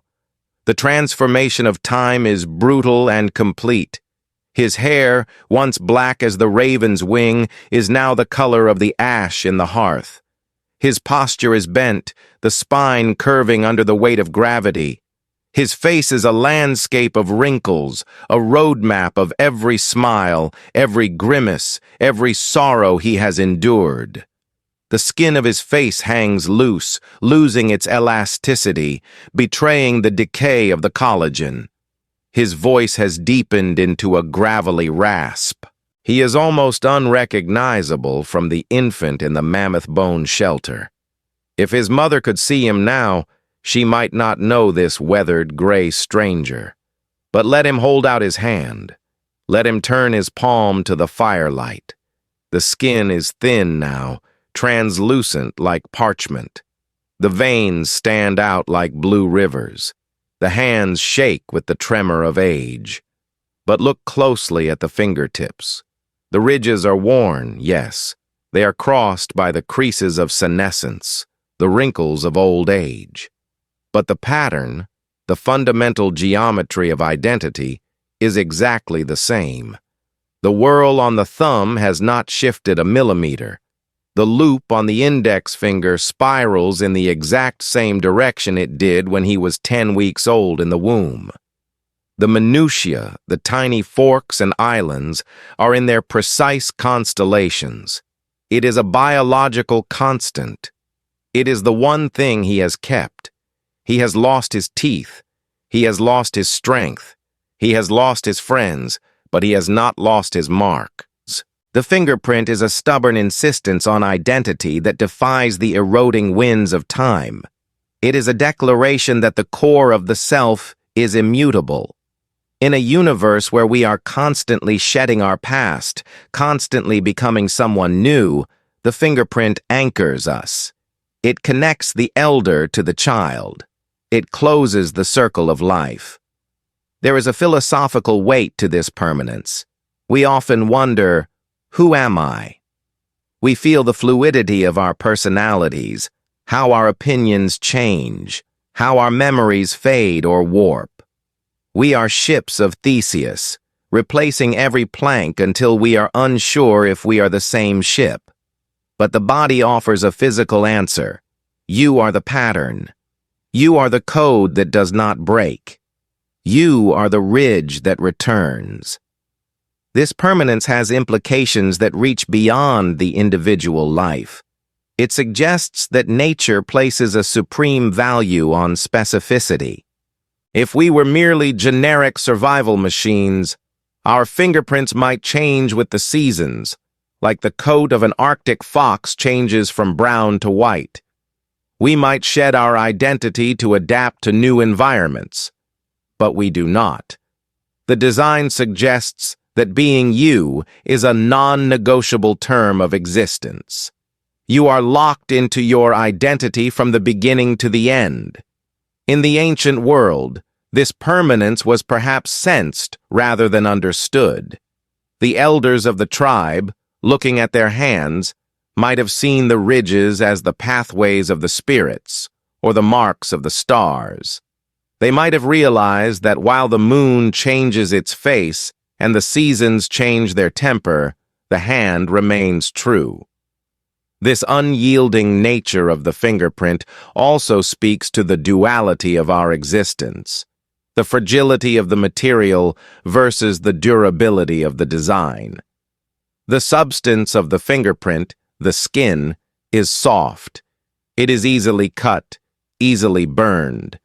It is the most vulnerable part of the body, always exposed, always reaching out into danger. And yet, the pattern is harder than bone. If you dig up a grave from the Neolithic period, the bones may be brittle, crumbling at a touch. The skull may be fractured. But if the conditions are right, if the body was mummified in the dry sands of Egypt or preserved in the ice of the Alps, the fingerprints are still there. Ötzi the Iceman, who died on a mountain pass 5,300 years ago, still has his fingerprints. The glaciers crushed his ribs. The scavengers pecked at his flesh. The centuries dehydrated him. But the ridges on his fingertips are still legible. We can read the map of a man who lived before the pyramids were built. We can see the friction ridges that gripped his copper axe. His name is lost. His language is silence, but his identity is preserved in the swirling lines of his skin. The fingerprint outlasts the voice. It outlasts the memory. It is the final fortress of the self. Imagine the day in the life of this trait as it nears the end of its journey. The elder lies on a bed of furs. The breathing is shallow. The fire is burning low. The tribe has gathered to say farewell. The life has been long and full. The hands that once threw the spear, that once groomed the mate, that once painted the cave wall, are now still. They rest on the chest, rising and falling with the last breaths. The ridges are still there, standing guard. They have served their purpose. They have channeled the sweat. They have amplified the vibration. They have gripped the world. Now, they are simply the seal on the document of a life completed. As the spirit leaves the body, as the bioelectricity fades from the brain, the fingerprint remains. It does not dissolve. It does not relax. It holds its shape. Even in death, the body insists on its uniqueness. And as the body returns to the dust, as the bacteria and the elements begin the slow work of disassembly, the fingerprint is often the last of the soft tissues to go. It is the captain going down with the ship. It holds the line until the very structure of the skin itself disintegrates. This is the unchanging map. It is a reminder that in a world of chaos, there is order. In a world of flux, there is stability. We are not just drifting leaves in the wind. We are stamped, sealed, and signed by the mystery of our own biology. So tonight, as you look at your own hands in the dim light, consider the loyalty of your skin. You have changed. You are not the person you were 10 years ago. You are not the person you will be 10 years from now. But your hands know who you are. They are the same hands that grasped your mother's finger when you were an hour old. They are the same hands that will hold the glass of water when you are old and gray. They are the golden thread that runs through the labyrinth of your life, ensuring that you never truly lose yourself. The seasons change. The ice retreats. The forests burn and grow back. But the loop, the whirl, and the arch remain. You are written in code, and the code endures. And so we arrive at the present night. The great wheel of deep time has turned, moving us from the green twilight of the Eocene canopy, through the golden fires of the savannah, past the smoky caves of the Ice Age, and finally into the soft electric glow of the modern room where you now lie. The storms of prehistory have quieted. The saber-toothed cats have turned to dust, their terrors forgotten by all but the fossil record.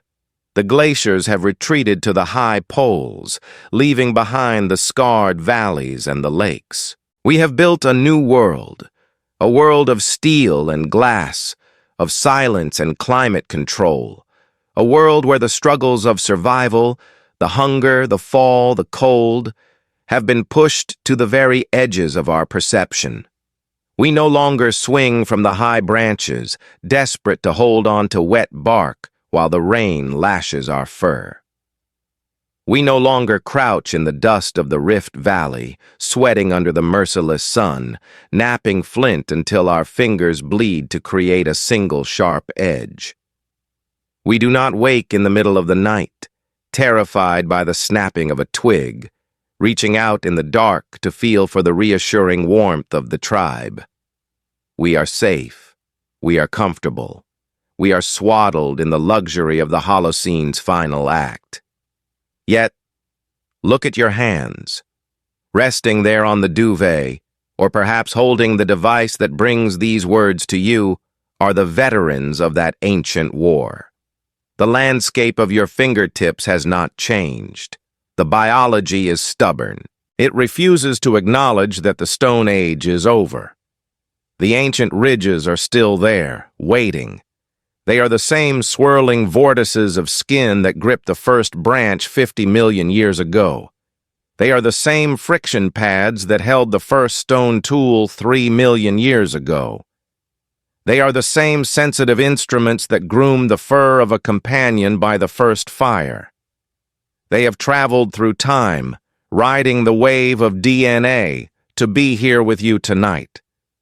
They are the silent passengers of history, disembarking into a world they were never designed for, yet navigating it with the same quiet competence that saved our ancestors from the fall.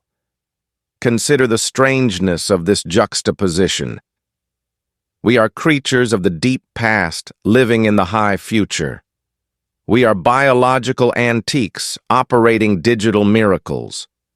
When you woke this morning, the first thing you likely did was reach out. In the dim light of dawn, your hand sought a sleek, rectangular object of glass and metal, your phone. This object is the pinnacle of modern engineering, a portal to the entire sum of human knowledge. It is smooth, unnaturally smooth.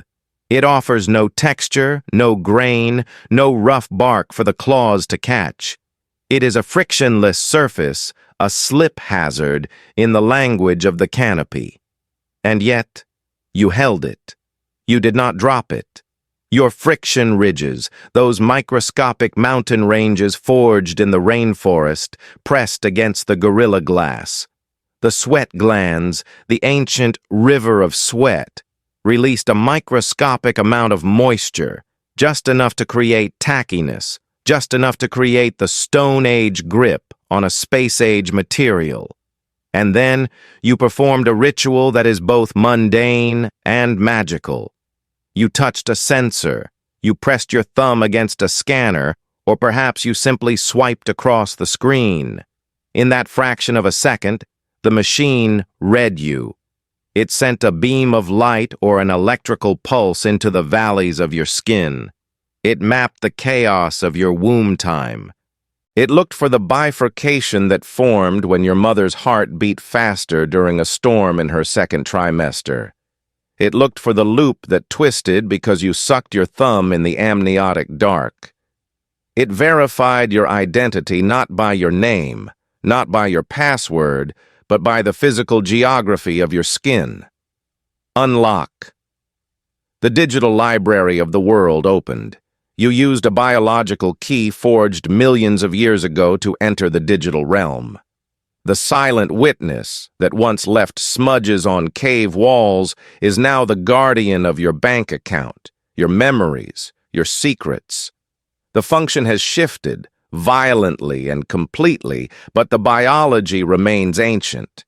The hand does not know it is holding a phone. It thinks it is holding a very smooth, very strange river stone, and it treats it with the same reverence. Move through the day with me now, watching this ancient tool at work in the modern landscape. You walk into your kitchen. The floor is tiled, smooth, and cool. You open the refrigerator. The handle is cold metal. Your fingers wrap around it. The sensors, the Meissner's corpuscles, fire instantly. Cold, hard, smooth. The brain receives the data and adjusts the grip force. You do not crush the handle. You do not let it slip. You pull. You reach for a glass. It is a cylinder, much like the branch of the eucalyptus tree, but it is treacherous. It is slick. Condensation, the enemy of the rainforest climber, beads on the surface. To the primitive brain, this is a red alert, wet surface, falling hazard. But the ridges go to work. They channel the water away. They deform into the microscopic imperfections of the glass. You lift the water to your lips. It is a graceful, unconscious movement. But behind the scenes, 1,000,000 years of evolutionary engineering are keeping that glass from shattering on the floor. Every time you pick up a glass of water in the dark without dropping it, you are using a survival mechanism forged in the mist of the primeval forest.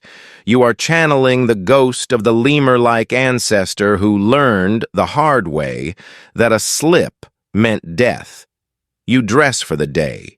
You button a shirt. This is a task of immense dexterity. The button is a tiny disc. The hole is a slit. You cannot see what you are doing. Your chin is in the way. You are flying blind. You rely entirely on the whispering sense. Your fingertips feel the edge of the button. They feel the resistance of the fabric. They guide the disc through the slit using a mental map constructed solely from touch.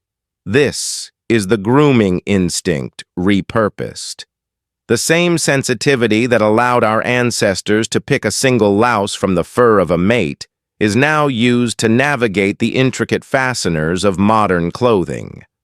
We are still grooming, still picking, still manipulating the small details of our world with the sensors of the Eocene. You drive to work. You place your hands on the steering wheel. It is wrapped in leather or textured plastic, materials designed by engineers to mimic the feel of organic surfaces. Why? Because our hands crave texture. We do not trust the smooth. We trust the grain. The engineers know, perhaps subconsciously, that to make a human feel safe controlling a machine of 2 tons moving at highway speeds, the hands must feel like they are holding a weapon or a tool. As you turn the wheel, the friction ridges bite in. The connection is secure. You steer the car not just with your eyes, but with your hands. You feel the vibration of the road coming up through the tires, through the steering column, and into the skin. Rough road, gravel, ice. The car talks to you through your fingerprints. The ancient feedback loop, the one that told the hunter the stone was loose or the climber that the branch was rotten, is now telling you that the road is slippery. You slow down. The ancestor saves you again. And what of the work we do? We have moved from the Stone Age grip to the Information Age tap. Watch a pianist playing a concerto or a writer typing on a keyboard. The fingers fly. They are blurred with speed. This is the ultimate expression of the neural real estate we spoke of, the massive amount of brain power devoted to the hands. But look at the point of contact. The fingertips strike the keys. It is a percussion instrument. Each strike is a micro-impact. If the fingertips were bony, it would be painful.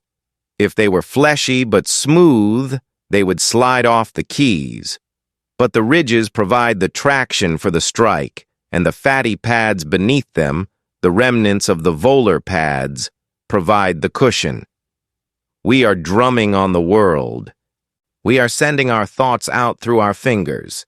The writer does not think of the letters, they think of the word, and the hands perform the choreography.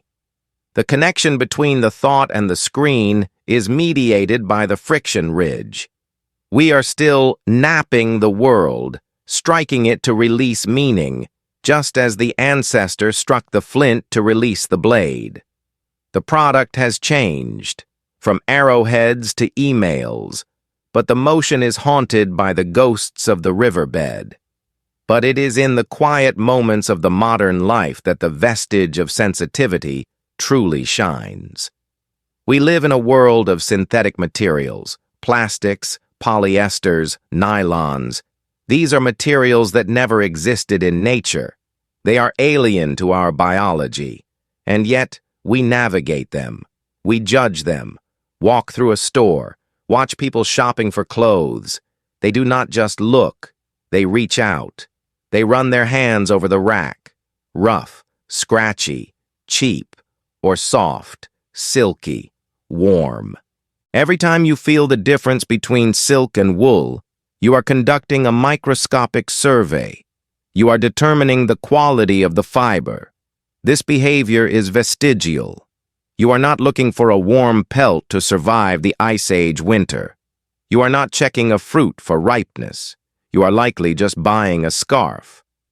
But the compulsion to touch, to verify the truth of the object with the skin, is overwhelming. We cannot help ourselves. We are tactile creatures stranded in a visual world. And in our relationships, the ancient language of touch remains the only one that truly matters. In a world of text messages and video calls, we are starving for the river of sweat and the warmth of the skin. We send emojis of hands clasping, but it is not the same. We crave the interpersonal coupling. When you finally see a loved one after a long absence, you do not just stand and speak. You embrace. You hold hands. In that moment of contact, the modern world falls away. The noise of the traffic, the hum of the electronics, the stress of the schedule, it all vanishes. You are back in the cave. You are back in the firelight. Your ridges press against their skin. You feel the pulse. You feel the heat. You transmit safety. You receive safety. The oxytocin floods your system. The silent witness confirms that they are real, that they are here, that you are not alone in the universe. It is a biological anchor in a digital storm. As the day winds down and the sun sets over the skyscrapers and the suburbs, we return to our shelters. We turn on the lights, not fire but photons trapped in glass. We prepare for sleep. And it is here, in the intimacy of the bedroom, that the hands finally rest.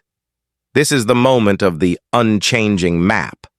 You wash your hands, scrubbing away the day, the invisible bacteria, the dust of the city, the oils of the machines. You dry them. The skin is pink, perhaps a little wrinkled from the water. You look at them in the mirror. The face looking back at you has aged. There are lines around the eyes that were not there 10 years ago. There are gray hairs in the temples. But the hands are the same.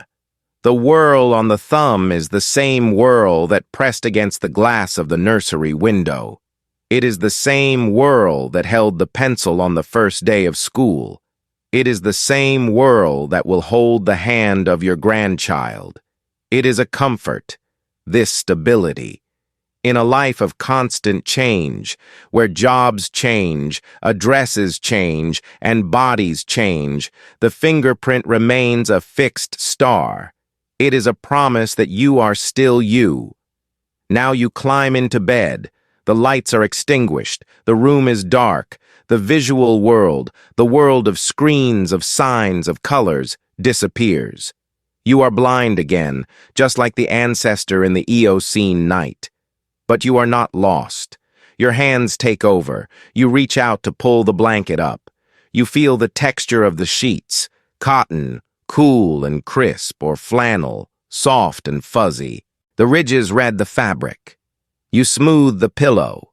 You feel the cool side, the fresh side. You settle in. Your breathing slows. The heart rate drops. The fight-or-flight system powers down. The sweat glands close. The river dries to a trickle. The body prepares for the restorative coma of sleep. But before you drift off, take one last moment to feel the air on your hands. It is still. It is safe. There are no predators waiting under the bed. There is no gravity threatening to pull you from the canopy.